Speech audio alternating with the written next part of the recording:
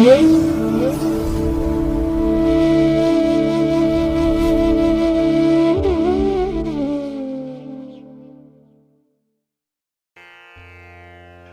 ಮಹಾಗಣಪತೇ ನಮಃ.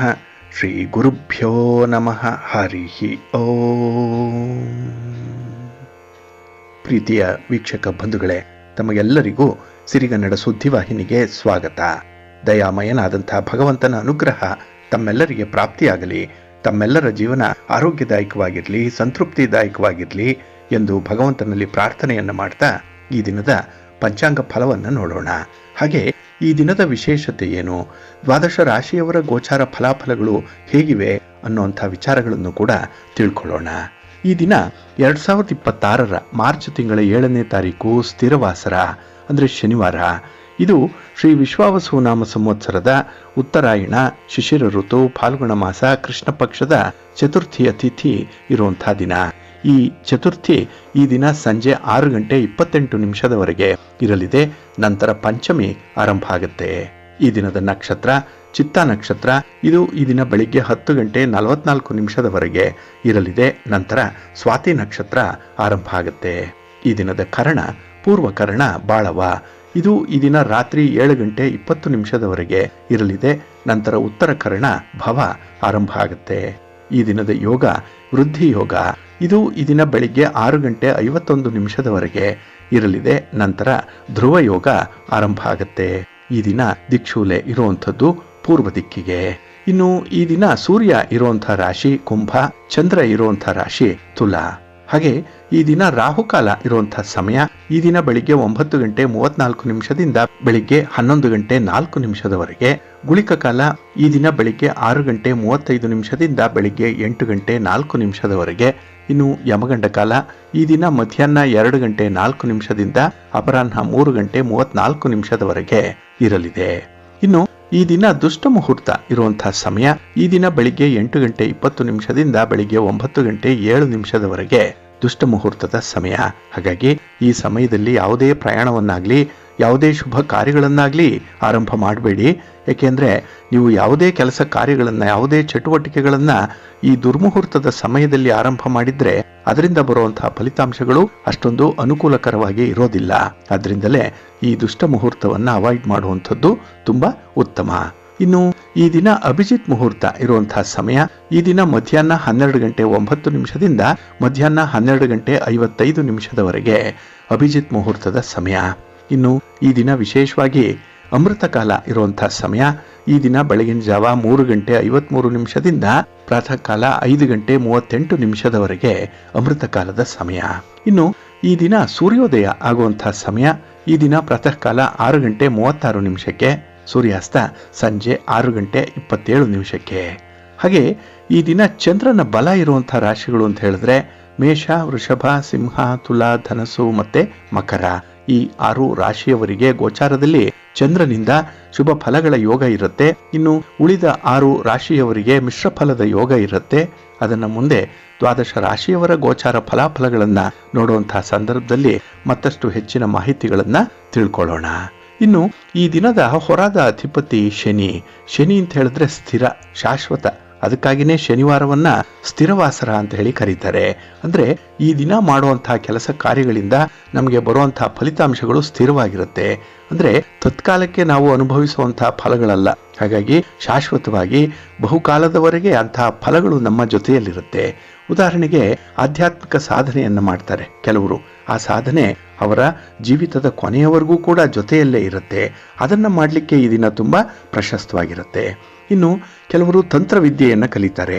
ಯಂತ್ರ, ಮಂತ್ರ, ತಂತ್ರ ಇತ್ಯಾದಿ ವಿದ್ಯೆಗಳನ್ನು ಕಲಿಯುವಂಥವ್ರಿಗೂ ಕೂಡ ಈ ದಿನ ಚೆನ್ನಾಗಿದೆ. ಯಾಕೆಂದರೆ ಅದು ಕೂಡ ವಿದ್ಯೆ ಜೊತೆಯಲ್ಲೇ ಬರುವಂಥದ್ದು. ಹಾಗಾಗಿ ಬೇರೆ ಯಾವ ವಸ್ತುಗಳನ್ನು ಬೇಕಾದರೂ ಕಳ್ಳತನ ಮಾಡಬಹುದು. ಆದರೆ ನಮ್ಮಲ್ಲಿರುವಂತಹ ಜ್ಞಾನ, ನಮ್ಮಲ್ಲಿರುವಂತಹ ವಿದ್ಯೆ ಇದನ್ನು ಯಾರೂ ಕದೀಲಿಕ್ಕೆ ಸಾಧ್ಯ ಇಲ್ಲ. ಹಾಗಾಗಿನೇ ಕದಿಯಲಾರದಂಥ ಶಾಶ್ವತವಾದಂಥ ಒಂದು ವಿದ್ಯೆ ಅಂತ ಹೇಳಿದ್ರೆ ಅದು ನಾವು ಪಡ್ಕೊಳ್ಳುವಂಥ ಒಂದು ಜ್ಞಾನ. ಹಾಗಾಗಿ ಅಂಥ ಒಂದು ಜ್ಞಾನ ಸಂಪಾದನೆಗೆ ಈ ದಿನ ತುಂಬ ಪ್ರಶಸ್ತವಾಗಿರುವಂಥದ್ದು. ಇನ್ನು ನಾವು ಮಾಡುವಂತಹ ಕೆಲಸ, ನಮ್ಮ ವೃತ್ತಿ, ನಮ್ಮ ಉದ್ಯೋಗ, ನಮ್ಮ ಸಂಪಾದನೆ ಇದಕ್ಕೆ ಶನಿ ಕಾರಕನಾಗಿರ್ತಾನೆ. ಹಾಗಾಗಿ ಈ ದಿನ ಯಾರು ಶಾಂತಿಯಿಂದ ಸಹನೆಯಿಂದ ಕೆಲಸಗಳನ್ನು ಮಾಡ್ತಾರೆ, ಕೆಲಸದಲ್ಲಿ ಪ್ರಾಮಾಣಿಕತೆ ಇರುತ್ತೆ, ಅಂಥವ್ರಿಗೆ ಉತ್ತಮವಾದಂತಹ ಫಲಗಳು ಸಿಕ್ಕತ್ತೆ. ಇನ್ನು ನಮ್ಮ ಆಯುಷ್ಯಕ್ಕೂ ಕೂಡ ಶನಿ ಕಾರಕನಾಗಿರುವಂಥವನು. ಹಾಗಾಗಿ ಆಯುಷ್ಯ ಆಗಲಿ ಆರೋಗ್ಯ ಆಗಲಿ ಈ ದಿನ ಚಿಂತನೆ ಮಾಡುವಂತಹ ಸಾಧ್ಯತೆಗಳು ಕೂಡ ಇರುತ್ತೆ. ಅದು ಕೂಡ ನಮ್ಮ ಒಂದು ಬಹುಮುಖ್ಯವಾದಂತಹ ಕ್ಷೇತ್ರಗಳು ಆಯಸ್ಸು ಮತ್ತು ಆರೋಗ್ಯ. ಈ ಒಂದು ನಿಟ್ಟಿನಲ್ಲೂ ಕೂಡ ಕೆಲವೊಂದು ಕ್ರಮಗಳನ್ನು ಕೈಗೊಳ್ಳುವಂಥದ್ದು. ಹಾಗೆ ಇಂತಹ ಕೈಗೊಂಡಂತಹ ಕ್ರಮಗಳು ಸ್ವಲ್ಪ ನಿಧಾನವಾಗಿ ವರ್ಕ್ ಆಗುತ್ತೆ. ಯಾಕೆಂದರೆ ಶನಿ ಮಂದಗತಿಯಲ್ಲಿ ಚಲಿಸುವಂಥವನು. ಹಾಗಾಗಿ ಬಹಳ ಬೇಗ ಇದು ನಮಗೆ ಫಲವನ್ನು ಕೊಡಲ್ಲ. ಆದರೆ ನಮ್ಮ ಕೆಲಸ ಕಾರ್ಯಗಳನ್ನು ಸಹನೆಯಿಂದ ನಾವು ಮುಂದುವರಿಸಬೇಕಾಗುತ್ತೆ. ಕನ್ಸಿಸ್ಟೆನ್ಸಿ ಇಟ್ಕೊಂಡು ಕೆಲಸಗಳನ್ನು ಮಾಡಿದ್ರೆ ಖಂಡಿತ ಒಳ್ಳೆಯ ಫಲ ಬರುತ್ತೆ. ಅದರಲ್ಲೂ ಬಂದರೆ ಫಲ ನಮಗೆ ಶಾಶ್ವತವಾಗಿ ನಿಲ್ಲುತ್ತೆ. ಹಾಗಾಗಿ ಅಂಥ ಒಂದು ನಿಟ್ಟಿನಲ್ಲಿ ಈ ದಿನದ ಪ್ರಯತ್ನಗಳನ್ನು ಮುಂದುವರಿಸಿ ಅಂತ ಹೇಳ್ತಾ, ಇನ್ನು ಈ ದಿನದ ಕೆಲಸ ಕಾರ್ಯಗಳನ್ನು ಆದಷ್ಟು ಗುರುಹೋರದಲ್ಲಿ ಆರಂಭ ಮಾಡಿದ್ರೆ ಅದು ನಿಮಗೆ ಉತ್ತಮವಾದಂತಹ ಫಲಗಳನ್ನೇ ತಂದುಕೊಡುತ್ತೆ. ಏಕೆಂದರೆ ಗುರುಹೋರ ಎಲ್ಲ ಕೆಲಸ ಕಾರ್ಯಗಳಿಗೂ ಕೂಡ ತುಂಬ ಅನುಕೂಲಕರವಾಗಿರುವಂತಹ ಸಂದರ್ಭದಲ್ಲಿದೆ. ಹಾಗಾಗಿ ಈ ದಿನ ಗುರುಹೋರ ಇರುವಂತಹ ಸಮಯ ಈ ದಿನ ಬೆಳಿಗ್ಗೆ 7:42 ಬೆಳಿಗ್ಗೆ 8:39 ಇನ್ನು ಮಧ್ಯಾಹ್ನ 2:30 ಅಪರಾಹ್ನ 3:29 ಹಾಗೆ ರಾತ್ರಿ 9:29 ರಾತ್ರಿ 10:30 ಗುರುಹೋರ ಇರುವಂತಹ ಸಮಯ. ಇದನ್ನ ನೀವು ಅನುಸರಣೆ ಮಾಡಬಹುದು, ಒಳ್ಳೆಯದಾಗುತ್ತೆ. ಆದರೆ ಈ ದಿನ ಇರುವಂತಹ ಶನಿ ಹೋರದಲ್ಲಿ ನಿಮ್ಮ ಯಾವುದೇ ರೀತಿಯ ಚಟುವಟಿಕೆಗಳು ಆರಂಭ ಆದರೆ ಸ್ವಲ್ಪ ನಿಧಾನ ಆಗುತ್ತೆ. ಸ್ಟಾರ್ಟಿಂಗ್ ಟ್ರಬಲ್ ಇದೆ, ಸ್ಟಾರ್ಟಿಂಗ್ ಹಿಕ್ಕಪ್ಸ್ ಇದೆ. ಹಾಗಾಗಿ ಪ್ರಾರಂಭ ಆಗುವಂಥದ್ದು ಕೂಡ ನಿಧಾನ, ಮತ್ತೆ ಫಲಿತಾಂಶಗಳು ಕೂಡ ತುಂಬ ನಿಧಾನ. ಹಾಗಾಗಿನೇ ಕೆಲವೊಂದು ಪ್ರಮುಖವಾಗಿರುವಂತಹ ಕೆಲಸ ಕಾರ್ಯಗಳನ್ನು ಆದಷ್ಟು ಶನಿ ಹೋರದಲ್ಲಿ ಆರಂಭ ಮಾಡಬೇಡಿ. ಇದು ಈ ದಿನ ಬೆಳಿಗ್ಗೆ 6:42 ಬೆಳಿಗ್ಗೆ 7:40 ಇನ್ನು ಮಧ್ಯಾಹ್ನ 1:32 ಮಧ್ಯಾಹ್ನ 2:30 ಹಾಗೆ ರಾತ್ರಿ 8:27 ರಾತ್ರಿ 9:29 ಶನಿ ಹೋರ ಇರುವಂತಹ ಸಮಯ. ಇದನ್ನು ನೀವು ಸ್ವಲ್ಪ ಅವಾಯ್ಡ್ ಮಾಡ್ಕೊಳ್ಳಿ, ಒಳ್ಳೆಯದಾಗುತ್ತೆ. ಇನ್ನು ಈ ದಿನ ಇರುವಂಥ ರವಿ ಹೋರ ಅದು ಅಷ್ಟೊಂದು ಫೇವರಬಲ್ ಆಗಿಲ್ಲ. ಅದರಲ್ಲೂ ರಾಜಕಾರಣಿಗಳಿಗೆ, ರಾಜಕೀಯ ಕ್ಷೇತ್ರದಲ್ಲಿರುವಂಥವ್ರಿಗೆ, ಇನ್ನು ರಾಜಕಾರಣಿಗಳನ್ನೇ ಆಶ್ರಯಿಸಿ ಮಾಡುವಂಥ ಕೆಲಸ ಕಾರ್ಯಗಳೇನಿದೆ ಅಂಥದ್ದಕ್ಕೆ ಈ ದಿನ ರವಿ ಹೋರ ಸಪೋರ್ಟಿವ್ ಆಗಿ ಇರಲ್ಲ. ಇನ್ನು ನೀವು ಗಣ್ಯರನ್ನ ಭೇಟಿ ಮಾಡಬೇಕು, ಹಿರಿಯರನ್ನ ಭೇಟಿ ಮಾಡಬೇಕು, ಸರ್ಕಾರದ ಮಟ್ಟದ ಅಧಿಕಾರಿಗಳನ್ನ ಭೇಟಿ ಮಾಡಬೇಕು, ಹಾಗೆ ಸರ್ಕಾರದ ಕೆಲಸಗಳನ್ನು ಫಾಲೋ ಅಪ್ ಮಾಡಬೇಕು ಅನ್ನುವಂಥ ವಿಚಾರ ಏನಾದರೂ ಮನಸ್ಸಲ್ಲಿದ್ದರೆ ಅದನ್ನು ರವಿ ಹೋರದಲ್ಲಿ ಆರಂಭ ಮಾಡಬೇಡಿ. ಯಾಕೆಂದರೆ ನಿಮ್ಮ ಪ್ರಯತ್ನ ಒಳ್ಳೆಯ ಫಲವನ್ನು ತರಲ್ಲ. ಇನ್ನು ಈ ದಿನ ಯಾವುದೇ ಪ್ರಯಾಣವನ್ನು ಕೂಡ ರವಿ ಹೋರದಲ್ಲಿ ಆದಷ್ಟು ಮಾಡದೇ ಇರುವಂಥದ್ದು ಉತ್ತಮ. ಹಾಗಾಗಿ ಈ ದಿನ ರವಿ ಹೋರ ಇರುವಂತಹ ಸಮಯ ಬೆಳಿಗ್ಗೆ 9:37 ಬೆಳಿಗ್ಗೆ 10:36 ಇನ್ನು ಅಪರಾಹ್ನ 4:27 ಸಂಜೆ 5:26 ಹಾಗೆ ರಾತ್ರಿ 11:32 ರಾತ್ರಿ 12:33 ರವಿ ಹೋರ ಇರುವಂತಹ ಸಮಯ. ಇದನ್ನ ಸ್ವಲ್ಪ ಅವಾಯ್ಡ್ ಮಾಡ್ಕೊಳ್ಳಿ, ಒಳ್ಳೆಯದಾಗತ್ತೆ. ಅದೇ ರೀತಿ ಈ ದಿನ ಇರುವಂಥ ಕುಜ ಹೋರ ಏನಿದೆ ಇದನ್ನು ಕೂಡ ನೀವು ಅವಾಯ್ಡ್ ಮಾಡಿಕೊಳ್ಳುವಂಥದ್ದು ಉತ್ತಮ. ಅದರಲ್ಲೂ ಈ ಭೂಮಿಗೆ ಸಂಬಂಧಪಟ್ಟಂತಹ ವಿಚಾರಗಳು, ಈ ಭೂಮಿಯ ಮಾರಾಟ, ಜಮೀನು, ನಿಮ್ಮ ಸೈಟು, ಮನೆ ಇತ್ಯಾದಿಗಳನ್ನು ಮಾರಾಟ ಮಾಡುವಂಥ ವಿಚಾರ, ಖರೀದಿ ಮಾಡುವಂಥ ವಿಚಾರ ಅಥವಾ ಅಡ್ವಾನ್ಸ್ ಕೊಡುವಂಥದ್ದು, ಯಾವುದೇ ದಾಖಲೆ ಪತ್ರಗಳಿಗೆ ಸಹಿ ಮಾಡುವಂಥ ವಿಚಾರ, ಇದ್ಯಾವುದನ್ನು ಕೂಡ ಕುಜ ಹೋರದಲ್ಲಿ ಆರಂಭ ಮಾಡಬೇಡಿ. ಅನ್ಫೇವರಬಲ್ ಆಗಿರುವಂಥ ಫಲಿತಾಂಶಗಳು ಬರುತ್ತೆ. ಅಂದರೆ ನಿಮ್ಮ ಕೆಲಸ ಕಾರ್ಯಗಳಲ್ಲಿ ಏನೋ ಒಂದು ಕಗ್ಗಂಟು ಉಂಟಾಗುವಂಥದ್ದಿದೆ, ಸ್ಮೂತಾಗಿ ವ್ಯವಹಾರಗಳು ನಡೆಯಲ್ಲ. ಜೊತೆಗೆ ಈ ದಿನ ಕೆಲವೊಂದು ಸಾಹಸದ ಕೆಲಸಗಳನ್ನು ಮಾಡುವಂಥ ಇಲಾಖೆಗಳು, ಮಿಲಿಟರಿ ಇಲಾಖೆ, ಪೊಲೀಸ್ ಇಲಾಖೆ, ಅಗ್ನಿಶಾಮಕ ದಳ, ಬಾರ್ಡರ್ ಸೆಕ್ಯೂರಿಟಿ ಫೋರ್ಸ್, ಇಂತಹ ಇಲಾಖೆಗಳಲ್ಲಿರುವಂಥವರು ಕೂಡ ನಿಮ್ಮ ಸಾಹಸದ ಕೆಲಸ ಕಾರ್ಯಗಳನ್ನು ಆದಷ್ಟು ಕುಜ ಹೋರದಲ್ಲಿ ಆರಂಭ ಮಾಡಬೇಡಿ. ಏಕೆಂದರೆ ಅದು ಕೂಡ ನಿಮಗೆ ಉತ್ತಮವಾದಂಥ ಸಪೋರ್ಟನ್ನು ತರ್ತಾ ಇಲ್ಲ.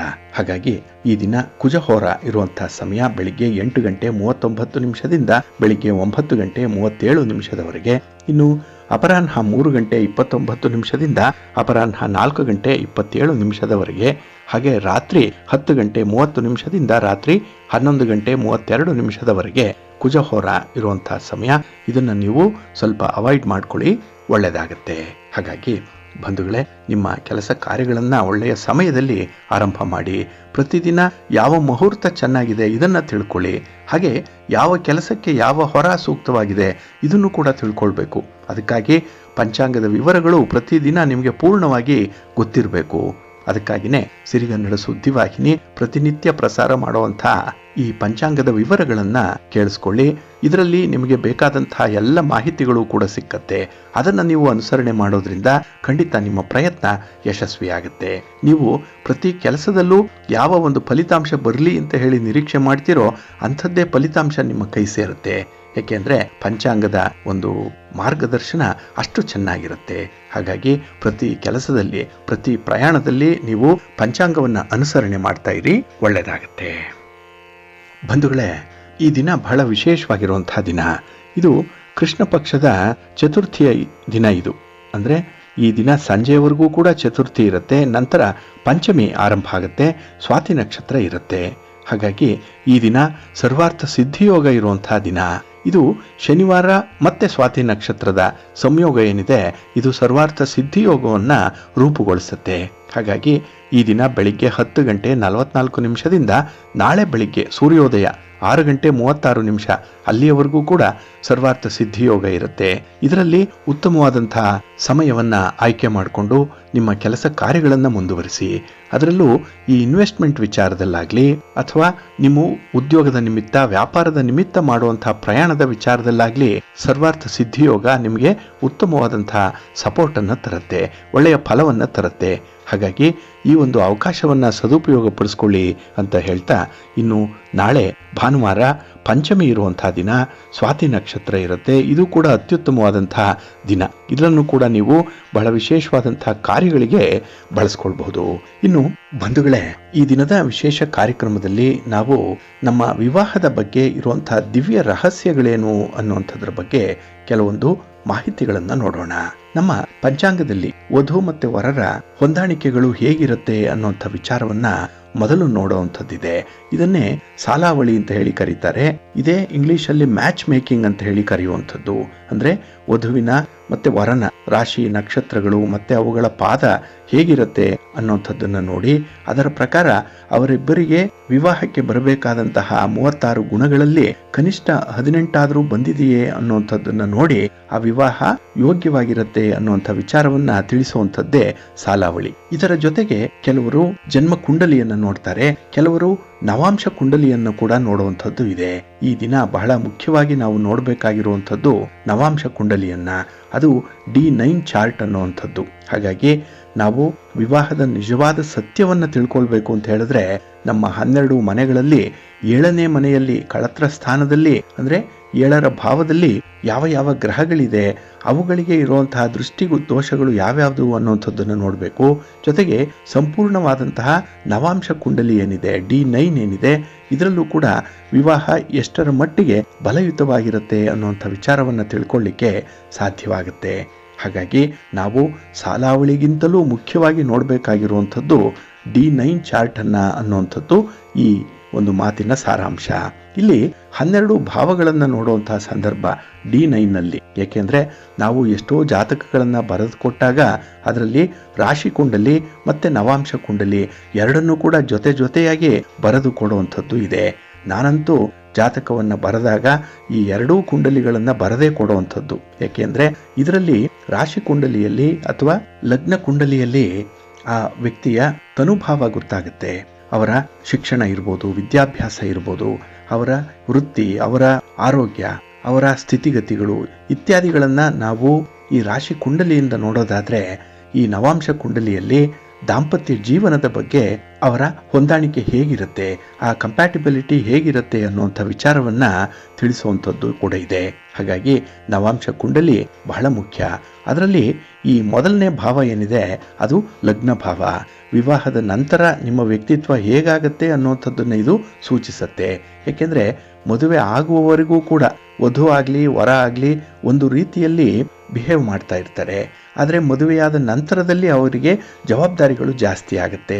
ಆ ದಿನದಿಂದ ಅವರ ವ್ಯಕ್ತಿತ್ವ ಆಗಲಿ ಅವರ ನಡೆ ನುಡಿಗಳಾಗಲಿ ವ್ಯತ್ಯಾಸಗಳಾಗಲೇಬೇಕು. ಯಾಕೆಂದರೆ ಅವರು ದಾಂಪತ್ಯಕ್ಕೆ ಕಾಲಿಟ್ಟಿರುವಂಥವ್ರು. ಹಾಗಾಗಿ ಆ ವಿವಾಹದ ಬಳಿಕ ಆ ವ್ಯಕ್ತಿಯ ಚಿಂತನೆಗಳು ಬದಲಾವಣೆ ಆಗುತ್ತೆ, ಸ್ವಭಾವ ಬದಲಾವಣೆ ಆಗುತ್ತೆ. ಹಾಗೆ ಆತ್ಮವಿಶ್ವಾಸ ಕೂಡ ಅವರಿಗೆ ಏರುಪೇರಾಗುವಂಥದ್ದು, ಜೊತೆಗೆ ಜೀವನದಲ್ಲಿ ದಿಕ್ಕು ಹೇಗೆ ಬದಲಾವಣೆ ಆಗುತ್ತೆ ಅನ್ನುವಂಥದ್ದು ಈ ಮೊದಲನೇ ಭಾವದಿಂದ, ಲಗ್ನ ಭಾವದಿಂದ ನಾವು ನೋಡಲಿಕ್ಕೆ ಸಾಧ್ಯ ಇದೆ. ಇನ್ನು ಲಗ್ನ ಬಲವಾಗಿದ್ದರೆ ವಿವಾಹ ಜೀವನ ಶಕ್ತಿದಾಯಕವಾಗಿರುತ್ತೆ. ಅಂದರೆ ಆ ದಂಪತಿಗಳಲ್ಲಿ ಒಂದು ಅನ್ಯೋನ್ಯತೆ ಅನ್ನುವಂಥದ್ದು ಇರುತ್ತೆ. ಒಂದು ವೇಳೆ ಏನಾದರೂ ಲಗ್ನ ದುರ್ಬಲವಾಗಿದ್ದರೆ ಸ್ವತಃ ತನ್ನ ಅಸ್ತಿತ್ವವನ್ನು ಕಳೆದುಕೊಳ್ಳುವಂಥ ಭಾವನೆ ಉಂಟಾಗುತ್ತೆ. ಪತಿ ಪತ್ನಿಯರ ಮಧ್ಯೆ ವಿರಸಗಳು ಕಾಣಿಸ್ಕೊಳ್ಳುವಂಥದ್ದು, ಹೊಂದಾಣಿಕೆ ಇರಲ್ಲ. ಸಣ್ಣ ಸಣ್ಣ ವಿಚಾರಕ್ಕೂ ಕೂಡ ಮನಸ್ತಾಪಗಳಾಗತ್ತೆ. ಒಬ್ಬರನ್ನೊಬ್ಬರು ಅರ್ಥ ಮಾಡಿಕೊಳ್ಳುವಂಥದ್ದೇ ಕಷ್ಟವಾಗುತ್ತೆ.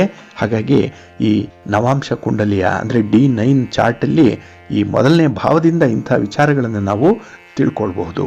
ಇನ್ನು ದ್ವಿತೀಯ ಭಾವ, ಎರಡನೇ ಭಾವ, ಇದು ಕುಟುಂಬವನ್ನು ಪ್ರತಿನಿಧಿಸುತ್ತೆ. ನಮ್ಮ ಮಾತು ಮತ್ತು ಭಾವನಾತ್ಮಕವಾದಂಥ ಭದ್ರತೆ ಇದರ ಬಗ್ಗೆ ತಿಳಿಸುವಂಥದ್ದಿದೆ.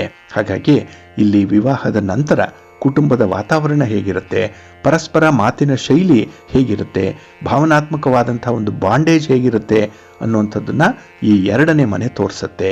ಇಲ್ಲಿ ಈ ಎರಡರಲ್ಲಿ ಸೌಮ್ಯ ಗ್ರಹಗಳೇನಾದರೂ ಇದ್ದರೆ ಸುಖಕರವಾದಂಥ ಕುಟುಂಬ ಜೀವನ ಇರುತ್ತೆ. ಒಂದು ವೇಳೆ ಆ ಎರಡನೇ ಭಾವದಲ್ಲಿ ಕ್ರೂರ ಗ್ರಹಗಳಿದ್ದರೆ ಅವರ ಮಾತಿನಲ್ಲಿ ಕಲಹ ಇರುತ್ತೆ, ಚುಚ್ಚು ಮಾತುಗಳಿರುತ್ತೆ, ಪ್ರತಿ ಮಾತಿನಲ್ಲೂ ಕೂಡ ಕಾಲೆಳೆಯುವಂಥ ಒಂದು ಸಂದರ್ಭ ಬರುತ್ತೆ. ಇದರಿಂದ ಪತಿ ಪತ್ನಿಯರ ಮಧ್ಯೆ ಹೊಂದಾಣಿಕೆ ದೂರ ಆಗುತ್ತೆ. ಇನ್ನು ತೃತೀಯ ಭಾವ, ಇಲ್ಲಿ ಈ ಮೂರನೇ ಭಾವ ಏನಿದೆ ಇದೇ ದಾಂಪತ್ಯದ ಜೀವಾಳ ಅಂತ ಹೇಳ್ಬೋದು. ಯಾಕೆಂದರೆ ಈ ಮೂರನೆಯ ಭಾವ ಕಮ್ಯುನಿಕೇಷನನ್ನು ತಿಳಿಸುವಂಥದ್ದು, ಮಾತು ಸಂವಹನ, ಇದು ಬಹಳ ಮುಖ್ಯ ದಂಪತಿಗಳ ಮಧ್ಯೆ. ಹಾಗಾಗಿ ಪತಿ ಪತ್ನಿಯರ ಮಧ್ಯೆ ನಡೆಯುವಂಥ ಸಂಭಾಷಣೆ ಹೇಗಿರುತ್ತೆ, ಅವರ ಅಭಿಪ್ರಾಯಗಳ ವಿನಿಮಯ ಹೇಗಿರುತ್ತೆ, ಮತ್ತು ಧೈರ್ಯದಿಂದ ಕೆಲಸ ಮಾಡುವಂಥದ್ದಾಗಲಿ ಪರಸ್ಪರ ಬೆಂಬಲವನ್ನು ಸೂಚಿಸುವಂಥದ್ದಾಗಲಿ ಈ ಮೂರನೆಯ ಭಾವ ನಮಗೆ ತಿಳಿಸುತ್ತೆ. ಹಾಗೆ ಈ ಭಾವ ಏನಾದರೂ ಅಂದರೆ ಮೂರನೇ ಮನೆ ಏನಾದರೂ ದುರ್ಬಲವಾಗಿದ್ದರೆ ಅಲ್ಲಿ ಅರ್ಥಭ್ರಂಶ ಉಂಟಾಗುತ್ತೆ. ಅಂದರೆ ಭಿನ್ನಾಭಿಪ್ರಾಯಗಳು ಬಹಳ ಬೇಗ ಬಂದೊದಗುವಂಥದ್ದು, ಮತ್ತು ಆ ಕುಟುಂಬದ ವ್ಯವಸ್ಥೆ ಅಲ್ಲೋಲ ಕಲ್ಲೋಲ ಆಗ್ಬಿಡುತ್ತೆ. ಇನ್ನು ಕುಟುಂಬದಲ್ಲಿ ಸಂವಹನನೇ ಇಲ್ಲ ಅಂತ ಹೇಳಿದ್ರೆ, ಮಾತೇ ಇಲ್ಲ ಅಂತ ಹೇಳಿದ್ರೆ ಮೌನವಾಗಿ ಉಳಿಯುವಂಥ ಸಂದರ್ಭ. ಪತಿ ಪತ್ನಿಯರ ಮಧ್ಯೆ ಮಾತುಕತೆ ಇರಲ್ಲ, ಬರೀ ಸಂಜ್ಞೆಗಳು ಮಾತ್ರ ಇರುತ್ತೆ. ಬೇಕು ಬೇಡ ಇಷ್ಟೇ ಇರುತ್ತೆ. ಆದರೆ ಮನಬಿಚ್ಚಿ ಮಾತಾಡುವಂಥದ್ದಾಗಲಿ ಮನಸ್ಸಿನಲ್ಲಿ ಇರುವಂಥ ಕಷ್ಟ ಸುಖಗಳನ್ನು ಹಂಚಿಕೊಳ್ಳುವಂಥ ಒಂದು ಪ್ರಮೇಯ ಆಗಲಿ ಅಲ್ಲಿ ಬರಲ್ಲ. ಯಾಕೆಂದರೆ ಆ ಮೂರನೆಯ ಭಾವ ಅಷ್ಟು ರಿಸ್ಟ್ರಿಕ್ಟೆಡ್ ಆಗಿರುತ್ತೆ. ಹಾಗಾಗಿನೇ ನಾವು ಹೆಚ್ಚು ಮಾತಾಡಿದಷ್ಟು, ಅಂದರೆ ನಮ್ಮ ವಿಚಾರಗಳನ್ನು ನಮ್ಮ ಮುಂದಿನ ಯೋಜನೆಗಳ ಬಗ್ಗೆ ಮಾತಾಡುವಷ್ಟು ಅಲ್ಲಿ ಹೊಂದಾಣಿಕೆ ಅನ್ನುವಂಥದ್ದು ಇರುತ್ತೆ. ಹಾಗಾಗಿ ಕಮ್ಯುನಿಕೇಷನ್ ಈಸ್ ವೆರಿ ಇಂಪಾರ್ಟೆಂಟ್ ಅನ್ನುವಂಥದ್ದು ಇದರಿಂದ ಅರ್ಥ ಆಗುತ್ತೆ. ಇನ್ನು ಚತುರ್ಥ ಭಾವ, ಇದು ಮನಃಶಾಂತಿಯನ್ನು ಮತ್ತು ಆಂತರಿಕವಾಗಿ ಇರುವಂಥ ಅಶಾಂತಿಯ ಸಂದರ್ಭವನ್ನು ಸೂಚಿಸುತ್ತೆ. ಮನೆಯೊಳಗೆ ಎಷ್ಟು ಶಾಂತಿಯುತವಾದಂಥ ಒಂದು ವಾತಾವರಣ ಇದೆ, ಮನೆಯಲ್ಲಿ ಸಂತೋಷ ಇದೆಯಾ, ತೃಪ್ತಿ ಇದೆಯಾ, ಗೃಹ ಸೌಖ್ಯ ಇದೆಯಾ, ಅದನ್ನು ಈ ನಾಲ್ಕನೇ ಮನೆ ಸೂಚಿಸುತ್ತೆ. ಒಂದು ವೇಳೆ ಇದು ಈ ನಾಲ್ಕನೇ ಮನೆ ಏನಾದರೂ ಬಲಯುತವಾಗಿದ್ದರೆ ಶಾಂತಿಯುತವಾದಂತಹ ದಾಂಪತ್ಯ ಜೀವನ ಅವರಿಗಿರುತ್ತೆ. ಹೊಂದಾಣಿಕೆ ಮಾಡ್ಕೊಂಡು ಹೋದರೆ ಎಂಥದ್ದೂ ಕೂಡ ಕಷ್ಟ ಆಗಲ್ಲ. ಆ ಪ್ರೀತಿ ಪ್ರೇಮ ಅನ್ನುವಂಥ ವಿಚಾರವದಲ್ಲೇ ಅವರು ಹೊಂದಾಣಿಕೆಯನ್ನು ಮಾಡ್ಕೊಳ್ತಾರೆ. ಅದಕ್ಕಾಗಿಯೇ ನಾನು ಬಡವಿ ಆತ ಬಡವ, ಒಲವೇ ನಮ್ಮ ಬದುಕು ಅಂತ ಹೇಳುವಂಥದ್ದು ಈ ಕಾರಣಕ್ಕಾಗಿಯೇ. ಹಾಗಾಗಿ ಎಷ್ಟೇ ಬಡತನ ಇದ್ರೂ ಕೂಡ ಪ್ರೀತಿ ಪ್ರೇಮ ಒಬ್ಬರನ್ನೊಬ್ಬರು ಅರ್ಥ ಮಾಡಿಕೊಳ್ಳುವಂಥದ್ದು ಮುಂದಾಗಿದ್ದರೆ ಅಲ್ಲಿ ಮನೆ ಪ್ರಶಾಂತವಾಗಿರುತ್ತೆ.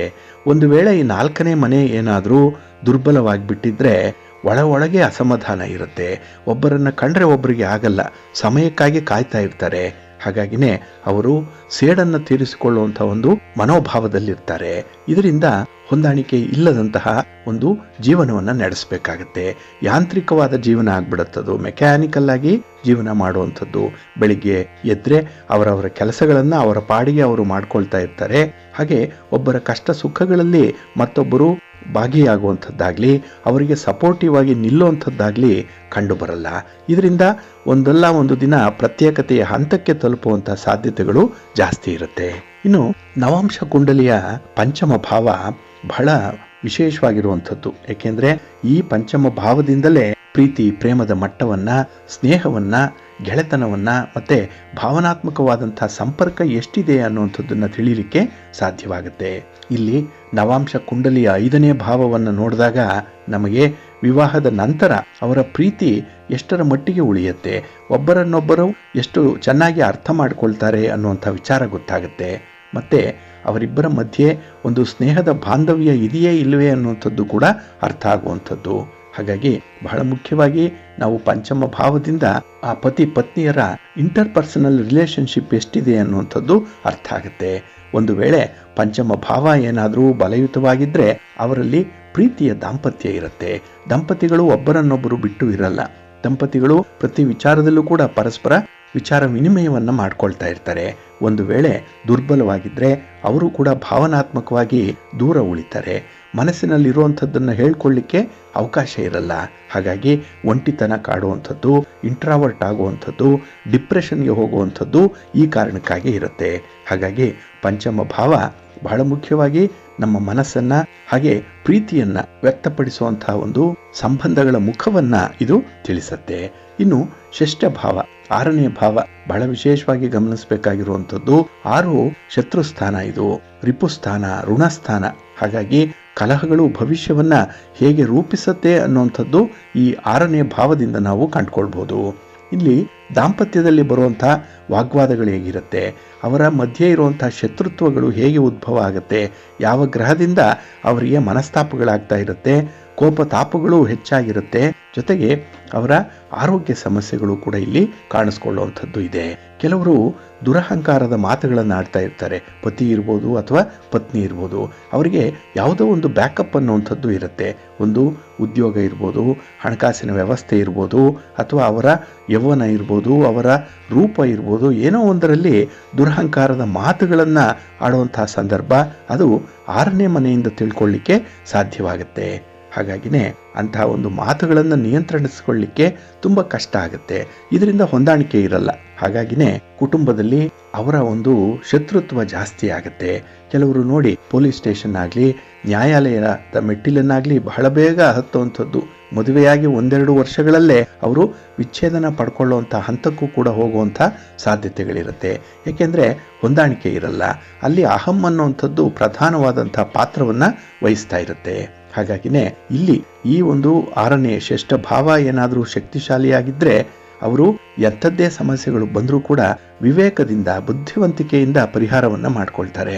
ಒಂದು ವೇಳೆ ಇಲ್ಲಿ ಅತಿಯಾದರೆ ಅಥವಾ ದುರ್ಬಲವಾದರೆ ವಿಚ್ಛೇದನದ ಸೂಚನೆಯನ್ನು ಇದು ಕೊಡುತ್ತೆ.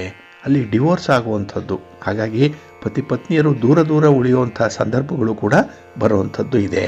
ಹಾಗಾಗಿನೇ ಇಲ್ಲಿ ವಿವಾಹ ಆಗುವಂಥದ್ದು ಪತಿ ಪತ್ನಿಯರು ಒಂದಾಗಿರಲಿ, ಒಂದು ಕಡೆ ಇರಲಿ ಅಂತ ಹೇಳಿ. ಆದರೆ ಯಾವುದೋ ಒಂದು ನೆಪ, ಯಾವುದೋ ಒಂದು ಕಾರಣ ಒಡ್ಡಿ ಬೇರೆ ಬೇರೆ ಉಳಿಯುವಂಥ ಸಂದರ್ಭಗಳು ಬಂದ್ಬಿಡತ್ತೆ. ಏಕೆಂದರೆ ಇಲ್ಲಿ 6ನೆಯ ಭಾವ ಏನಿದೆ ಅಷ್ಟು ಪರಿಶುದ್ಧವಾಗಿ ಇರಲ್ಲ. ಈ ಎಲ್ಲ ವಿಚಾರಗಳನ್ನು ನಾವು ನವಾಂಶ ಕುಂಡಲಿಯಿಂದ ನೋಡಲಿಕ್ಕೆ ಸಾಧ್ಯ ಇದೆ.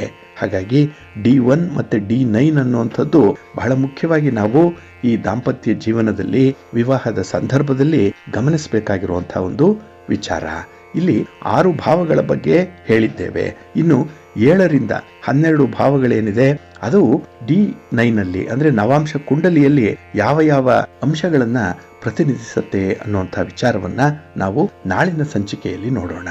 ಹಾಗಾಗಿ ಬಂಧುಗಳೇ, ನಿಮ್ಮ ಒಂದು ಕುಂಡಲಿ ಏನಾದರೂ ನಿಮ್ಮ ಕೈಯಲ್ಲಿದ್ದರೆ, ಅಥವಾ ನೀವು ಸರಿಯಾಗಿ ನಿಮ್ಮ ಹುಟ್ಟಿದ ದಿನಾಂಕ, ಹುಟ್ಟಿದ ಸಮಯ ಮತ್ತು ಹುಟ್ಟಿದ ಸ್ಥಳವನ್ನು ಕಳಿಸಿದ್ರೆ ಅಲ್ಲಿ D1 ಮತ್ತು D9 ಚಾರ್ಟ್ಗಳನ್ನು ಬರೆದು, ಅಂದರೆ ರಾಶಿ ಕುಂಡಲಿ ಅಥವಾ ಲಗ್ನ ಕುಂಡಲಿ ಮತ್ತು ನವಾಂಶ ಕುಂಡಲಿಯ ಈ ಚಾರ್ಟ್ಗಳನ್ನು ಬರೆದು ಅದರಲ್ಲಿ ಯಾವ ಯಾವ ಮನೆಗಳಲ್ಲಿ, ಅಂದರೆ ಯಾವ ಯಾವ ಭಾವಗಳಲ್ಲಿ ಯಾವ ಯಾವ ಗ್ರಹಗಳಿದೆ, ಯಾವ ಗ್ರಹ ಮತ್ತೆ ಯಾವ ಮನೆಯನ್ನ, ಯಾವ ಭಾವವನ್ನ ವೀಕ್ಷಣೆ ಮಾಡ್ತಾ ಇದೆ, ಅದರಿಂದ ಆಗುವಂತಹ ಫಲಾಫಲಗಳೇನು ಅನ್ನುವಂಥ ವಿಚಾರಗಳನ್ನು ಕೂಡ ತಿಳಿಸೋಣ. ಹಾಗಾಗಿ ಅಂಥ ವಿಚಾರಗಳಲ್ಲಿ ನಿಮಗೇನಾದರೂ ಆಸಕ್ತಿ ಇದ್ದರೆ, ಅಥವಾ ಮುಂದೆ ವಿವಾಹ ಆಗಬೇಕಾಗಿರುವಂಥವ್ರು ನಿಮ್ಮ ಒಂದು ವೈವಾಹಿಕ ಜೀವನದಲ್ಲಿ ಎಷ್ಟರ ಮಟ್ಟಿಗೆ ನಿಮಗೆ ಸೆಕ್ಯೂರಿಟಿ ಇರುತ್ತೆ, ಎಷ್ಟರ ಮಟ್ಟಿಗೆ ನಿಮಗೆ ಅಂಡರ್ಸ್ಟ್ಯಾಂಡಿಂಗ್ ಲೆವೆಲ್ ಅನ್ನುವಂಥದ್ದು ಇರುತ್ತೆ, ಇದನ್ನು ತಿಳ್ಕೊಳ್ಳಿಕ್ಕೆ ಈ ಒಂದು ಪುಟ್ಟ ಪ್ರಯತ್ನವನ್ನು ಮಾಡಿ. ಜೊತೆಗೆ ಅಲ್ಲಿ ಏನಾದರೂ ದೋಷಗಳಿದ್ರೆ ಅದಕ್ಕೆ ಸೂಕ್ತವಾದಂತಹ ಪರಿಹಾರಗಳನ್ನು ಮಾಡಿಕೊಂಡು ಮುಂದುವರಿಯುವಂಥದ್ದು ಉತ್ತಮ. ಒಂದು ವೇಳೆ ಪರಿಹಾರಕ್ಕೂ ಕೂಡ ಅದು ಸಾಧ್ಯ ಆಗಲಿಲ್ಲ ಅಂತ ಹೇಳಿದ್ರೆ ಅಂಥ ಒಂದು ಸಂಬಂಧವನ್ನು ಬಿಟ್ಟು, ಅಂಥ ಒಂದು ಪ್ರಪೋಸಲ್ ಅನ್ನು ಬಿಟ್ಟು ಬೇರೊಂದು ವಧು ಅಥವಾ ವರವನ್ನು ನೋಡುವಂಥ ಒಂದು ಪ್ರಯತ್ನವನ್ನ ಮಾಡಬಹುದು. ಹಾಗಾಗಿ ಒಮ್ಮೆ ಎಚ್ಚೆತ್ತುಕೊಂಡ್ರೆ ಇಡೀ ಜೀವನದಲ್ಲೇ ನೀವು ಪಶ್ಚಾತ್ತಾಪ ಪಡುವಂಥ ಅಗತ್ಯತೆ ಕಂಡು ಬರಲ್ಲ. ಹಾಗಾಗಿ ಇಂತಹ ಮುನ್ಸೂಚನೆಗಳನ್ನ ಜ್ಯೋತಿಷ್ಯ ಶಾಸ್ತ್ರ ತಿಳಿಸತ್ತೆ. ಅದನ್ನ ನೀವು ಸೂಕ್ಷ್ಮವಾಗಿ ನಂಬಿಕೆಯಿಂದ ಅನುಸರಣೆ ಮಾಡಿ ಒಳ್ಳೆಯದಾಗತ್ತೆ. ಪ್ರೀತಿಯ ಬಂಧುಗಳೇ, ಇನ್ನು ಮುಂದೆ ದ್ವಾದಶ ರಾಶಿಯವರ ಗೋಚಾರ ಫಲಾಫಲಗಳು ಹೇಗಿವೆ ನೋಡೋಣ ಬನ್ನಿ. ಮೊದಲಿಗೆ ಮೇಷರಾಶಿ. ಮೇಷರಾಶಿಯವರಿಗೆ ಈ ದಿನ ಕಳತ್ರ ಸ್ಥಾನದಲ್ಲಿ ಚಂದ್ರ ಇರುವಂತಹ ದಿನ, 7ನೇ ಮನೆಯಲ್ಲಿ ಚಂದ್ರ. ಹಾಗಾಗಿ ಈ ದಿನ ನಿಮಗೆ ಅತ್ಯುತ್ತಮವಾಗಿ ನಿಮ್ಮ ಯೋಜನೆಗಳನ್ನು ಪೂರ್ಣಗೊಳಿಸುವಂತಹ ದಿನ. ನಿಮ್ಮ ಕುಟುಂಬಸ್ಥರು, ನಿಮ್ಮ ಪ್ರೀತಿ ಪಾತ್ರರು ನಿಮ್ಮ ಕೆಲಸ ಕಾರ್ಯಗಳಿಗೆ ಅವರು ಕೂಡ ಕೈ ಜೋಡಿಸ್ತಾರೆ. ಅವರ ಸಹಕಾರ ಸಂಪೂರ್ಣವಾಗಿ ನಿಮಗೆ ಈ ದಿನ ಸಿಕ್ಕತ್ತೆ. ಆದರೆ ಈ ದಿನದಲ್ಲಿ ನೀವು ಹೆಚ್ಚಿನ ಜ್ಞಾನವನ್ನು, ಕೌಶಲ್ಯವನ್ನು ಪಡ್ಕೊಳ್ಳಿಕ್ಕೆ ಒಂದು ಒಳ್ಳೆಯ ಅವಕಾಶ ಸಿಕ್ಕತ್ತೆ. ಹಾಗಾಗಿ ಕೆಲವೊಂದು ಕ್ಷೇತ್ರಗಳಲ್ಲಿ ನಿಮ್ಮ ಅನುಭವವನ್ನು ಹೆಚ್ಚಿಸ್ಕೊಳ್ಳಿಕ್ಕೆ ಈ ಒಂದು ಅವಕಾಶವನ್ನು ಸದುಪಯೋಗ ಮಾಡಿಕೊಳ್ಳಿ. ಇದರಲ್ಲಿ ನಿಮಗೆ ಹೆಚ್ಚುವರಿ ಸಮಯ ವ್ಯಯ ಆಗ್ಬೋದು, ಸ್ವಲ್ಪ ಟೈಮನ್ನು ಇನ್ವೆಸ್ಟ್ ಮಾಡಬೇಕಾಗ್ಬೋದು, ಆದರೂ ಕೂಡ ನಿಮಗೆ ಒಳ್ಳೆಯ ಲಾಭ ಇದೆ. ಇನ್ನು ಈ ದಿನ ಹೊಸ ಹೊಸ ಆಲೋಚನೆಗಳು ಬರುತ್ತೆ, ಹೊಸ ಯೋಜನೆಗಳು ಬರುತ್ತೆ. ಅದನ್ನು ಕಾರ್ಯರೂಪಕ್ಕೆ ತರುವಂಥ ಒಂದು ಪ್ರಯತ್ನ ಕೂಡ ಇದೆ. ಅದರಲ್ಲೂ ಈ ದಿನ ನೀವು ಮಾಡುವಂಥ ಆಲೋಚನೆಗಳು ಸ್ಥಿರವಾದಂಥ ಫಲವನ್ನು ತಂದುಕೊಡುವಂಥ ಸಂದರ್ಭದಲ್ಲಿದೆ. ಹಾಗಾಗಿ ಹೊಸದಾಗಿ ನೀವು ಪ್ರಾರಂಭ ಮಾಡಬೇಕು ಅಂದ್ಕೊಂಡಿರುವಂಥದ್ದನ್ನು ಈ ದಿನ ಅದಕ್ಕೆ ಸೂಕ್ತವಾದಂಥ ಒಂದು ಆರಂಭಿಕವಾದಂಥ ಒಂದು ಮುನ್ನಡೆಯನ್ನು ನೀವು ಕಾಯ್ದುಕೊಳ್ಳಿ, ಒಳ್ಳೆಯದಾಗತ್ತೆ. ಅಂದರೆ ಅಂದುಕೊಂಡಂಥ ಕೆಲಸವನ್ನು ಈ ದಿನ ಪ್ರಾರಂಭ ಮಾಡುವಂಥ ಒಂದು ಪೂರ್ವ ಸಿದ್ಧತೆಯನ್ನು ಮಾಡಿಕೊಳ್ಳಿ. ಇನ್ನು ಈ ದಿನ ಖರ್ಚು ವೆಚ್ಚಗಳು ಸ್ವಲ್ಪ ಜಾಸ್ತಿ ಆಗ್ಬೋದು. ಯಾಕೆ ಅಂತ ಹೇಳಿದ್ರೆ ಈ ದಿನದ ಉದಾರತೆ, ಧಾರಾಳತನ ಒಂದು ಹೆಸರನ್ನು ಪಡ್ಕೊಳ್ಬೇಕು ಅನ್ನುವಂಥ ಒಂದು ಗುಂಗಿನಲ್ಲಿ ಸ್ವಲ್ಪ ವೆಚ್ಚಗಳನ್ನು ಜಾಸ್ತಿ ಮಾಡಿಕೊಳ್ಳುವಂಥದ್ದು ಇದೆ. ಸ್ವಲ್ಪ ಜಾಗ್ರತೆ. ಇನ್ನು ಈ ದಿನ ಎಲ್ಲವೂ ಕೂಡ ನಿಮಗೆ ಅನುಕೂಲಕರವಾಗಿ ಪರಿಣಮಿಸ್ತಾ ಇದೆ. ನಿಮ್ಮ ಸಾಮರ್ಥ್ಯಕ್ಕೆ ಅನುಗುಣವಾಗಿ ನಿಮ್ಮ ಕೆಲಸಗಳಾಗತ್ತೆ. ಹಾಗೆ ನಿರೀಕ್ಷೆ ಮಾಡಿದಂತಹ ರೀತಿಯಲ್ಲಿ ನಿಮಗೆ ಸಮಾಜದಲ್ಲಿ, ಕುಟುಂಬದಲ್ಲಿ ಗೌರವ ಸ್ಥಾನಮಾನಗಳು ಕೂಡ ಸಿಕ್ಕುವಂಥದ್ದು ಇದೆ. ಆದರೆ ಈ ದಿನ ಯಾರಿಗೂ ಕೂಡ ತಪ್ಪು ಆಶ್ವಾಸನೆಗಳನ್ನು ಕೊಡಬೇಡಿ. ನಿಮ್ಮಲ್ಲಿ ಆಗದೇ ಇರುವಂಥ ಕೆಲಸಗಳನ್ನು ಮಾಡಿಕೊಡ್ತೇನೆ ಅನ್ನುವಂಥ ಭರವಸೆಯನ್ನು ಕೊಡಲಿಕ್ಕೆ ಮಾತ್ರ ಹೋಗಬೇಡಿ. ಈ ಒಂದು ವಿಚಾರದಲ್ಲಿ ಸ್ವಲ್ಪ ಕಟ್ಟುನಿಟ್ಟಾಗಿ ನಿಯಂತ್ರಣದಲ್ಲಿರಿ, ಒಳ್ಳೆಯದಾಗತ್ತೆ. ನಿಮ್ಮ ಮನೆಯ ದೇವರನ್ನು ಸ್ಮರಣೆ ಮಾಡ್ತಾ ಇರಿ. ಹಾಗೆ ಭಕ್ತಿಯಿಂದ ವಿಷ್ಣು ಸ್ತೋತ್ರವನ್ನು ಹೇಳ್ಕೊಳ್ಳಿ, ವಿಷ್ಣು ಸಹಸ್ರನಾಮವನ್ನು ಪಠಣ ಮಾಡ್ಕೊಳ್ಳಿ, ಒಳ್ಳೆಯದಾಗತ್ತೆ. ನಿಮ್ಮ ಅದೃಷ್ಟದ ಬಣ್ಣ ಕೆಂಪು, ಅದೃಷ್ಟದ ದಿಕ್ಕು ಉತ್ತರ ದಿಕ್ಕು, ಅದೃಷ್ಟ ಸಂಖ್ಯೆ 1. ವೃಷಭ ರಾಶಿ. ವೃಷಭ ರಾಶಿಯವರಿಗೆ ಈ ದಿನ ಷಷ್ಠದಲ್ಲಿ ಚಂದ್ರ ಇರುವಂತಹ ದಿನ. 6ರಲ್ಲಿ ಚಂದ್ರ ಇದ್ದರೆ ನಿಮ್ಮ ಕೆಲಸ ಕಾರ್ಯಗಳನ್ನು ಮಾಡುವಂಥ ಉತ್ಸಾಹ, ಹುಮ್ಮಸ್ಸು ಜಾಸ್ತಿ ಇರುತ್ತೆ. ಅದರಲ್ಲೂ ಸ್ವಲ್ಪ ಡ್ಯಾಶಿಂಗ್ ನೇಚರ್ ಇರುವಂಥದ್ದು, ಹಠದ ಸ್ವಭಾವ ಇರುವಂಥದ್ದು. ಹಾಗಾಗಿ ಕೆಲಸ ಕಾರ್ಯಗಳನ್ನು ನಿಮ್ಮ ಗುರಿಯಂತೆ ನೀವು ತಲುಪುವಂಥ ಎಲ್ಲ ಅವಕಾಶಗಳು ಕೂಡ ಇದೆ. ಅವಕಾಶ ಸಿಕ್ಕಲಿಲ್ಲ ಅಂದರೂ ಅವಕಾಶಗಳನ್ನು ನೀವೇ ಸೃಷ್ಟಿ ಮಾಡ್ಕೊಳ್ತೀರಿ. ಹಾಗಾಗಿ ಈ ದಿನ ಸೃಷ್ಟಿಕರ್ತನ ರೀತಿಯಲ್ಲೇ ನಿಮ್ಮ ಒಂದು ಚಾಲೆಂಜಿಂಗ್ ಆಗಿರುವಂಥ ಕೆಲಸಗಳು ಕೂಡ ಮುಂದುವರಿಯುತ್ತೆ. ಇನ್ನು ಈ ದಿನ ಬೇರೆಯವರ ಸಲಹೆ ಸಹಾಯ ಪಡೆದುಕೊಳ್ಳುವಂಥ ಸಂದರ್ಭ ಕೂಡ ಇದೆ. ಅದು ಸಮಯಕ್ಕೆ ಸರಿಯಾಗಿ ನಿಮಗೆ ಸಿಕ್ಕತ್ತೆ. ಹಾಗಾಗಿ ನಿಮ್ಮ ಸ್ವಂತ ವಿವೇಚನಾ ಶಕ್ತಿ, ಬೇರೆಯವರ ಸಹಕಾರ, ಈ ಎರಡರ ಕಾಂಬಿನೇಷನ್ನಿಂದ ಈ ದಿನದ ಕೆಲಸಗಳು ಬಹಳ ವಿಶೇಷವಾಗಿ ನಡೆಯುತ್ತೆ. ಆದರೆ ಕೆಲಸಗಳಲ್ಲಿ ಅಡೆತಡೆಗಳಿರುತ್ತೆ.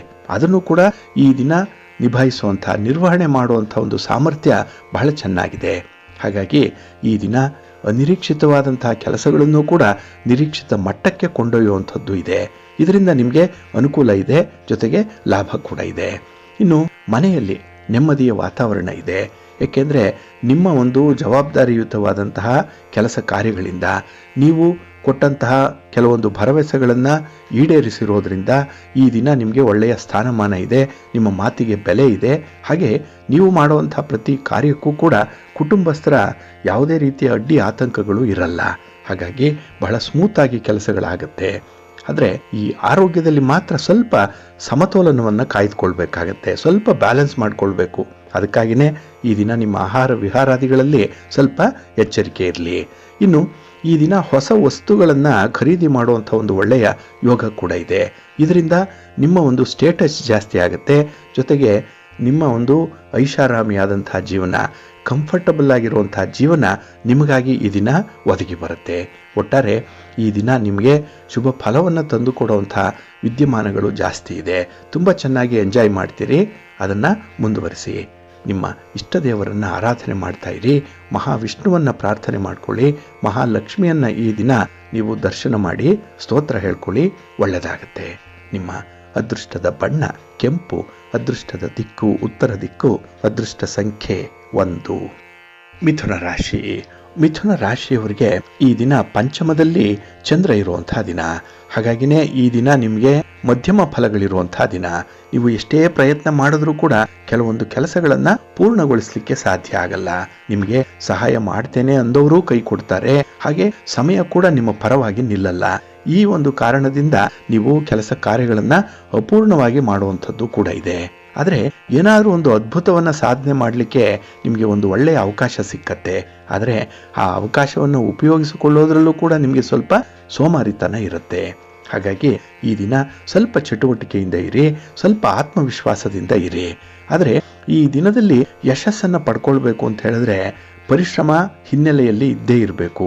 ಕೈ ಕೆಸರಾದರೆ ಬಾಯಿ ಮೊಸರು ಅನ್ನುವಂಥದ್ದು ನಿಮಗೂ ಗೊತ್ತಿದೆ. ಆದರೆ ಕೆಲವೊಮ್ಮೆ ಅನಾಯಾಸವಾಗಿ ಸೌಕರ್ಯಗಳು ಸೌಲಭ್ಯಗಳು ಬರಲಿ ಅನ್ನುವಂಥ ಒಂದು ನಿರೀಕ್ಷೆ ಇರುತ್ತೆ. ಇದು ತಪ್ಪು. ಹಾಗಾಗಿ ಅಂತಹ ನಿರೀಕ್ಷೆಯಲ್ಲೇ ಈ ದಿನ ಸ್ವಲ್ಪ ಸಮಯ ಕಳೆಯುವಂಥ ಸಾಧ್ಯತೆ ಕೂಡ ಇರುತ್ತೆ.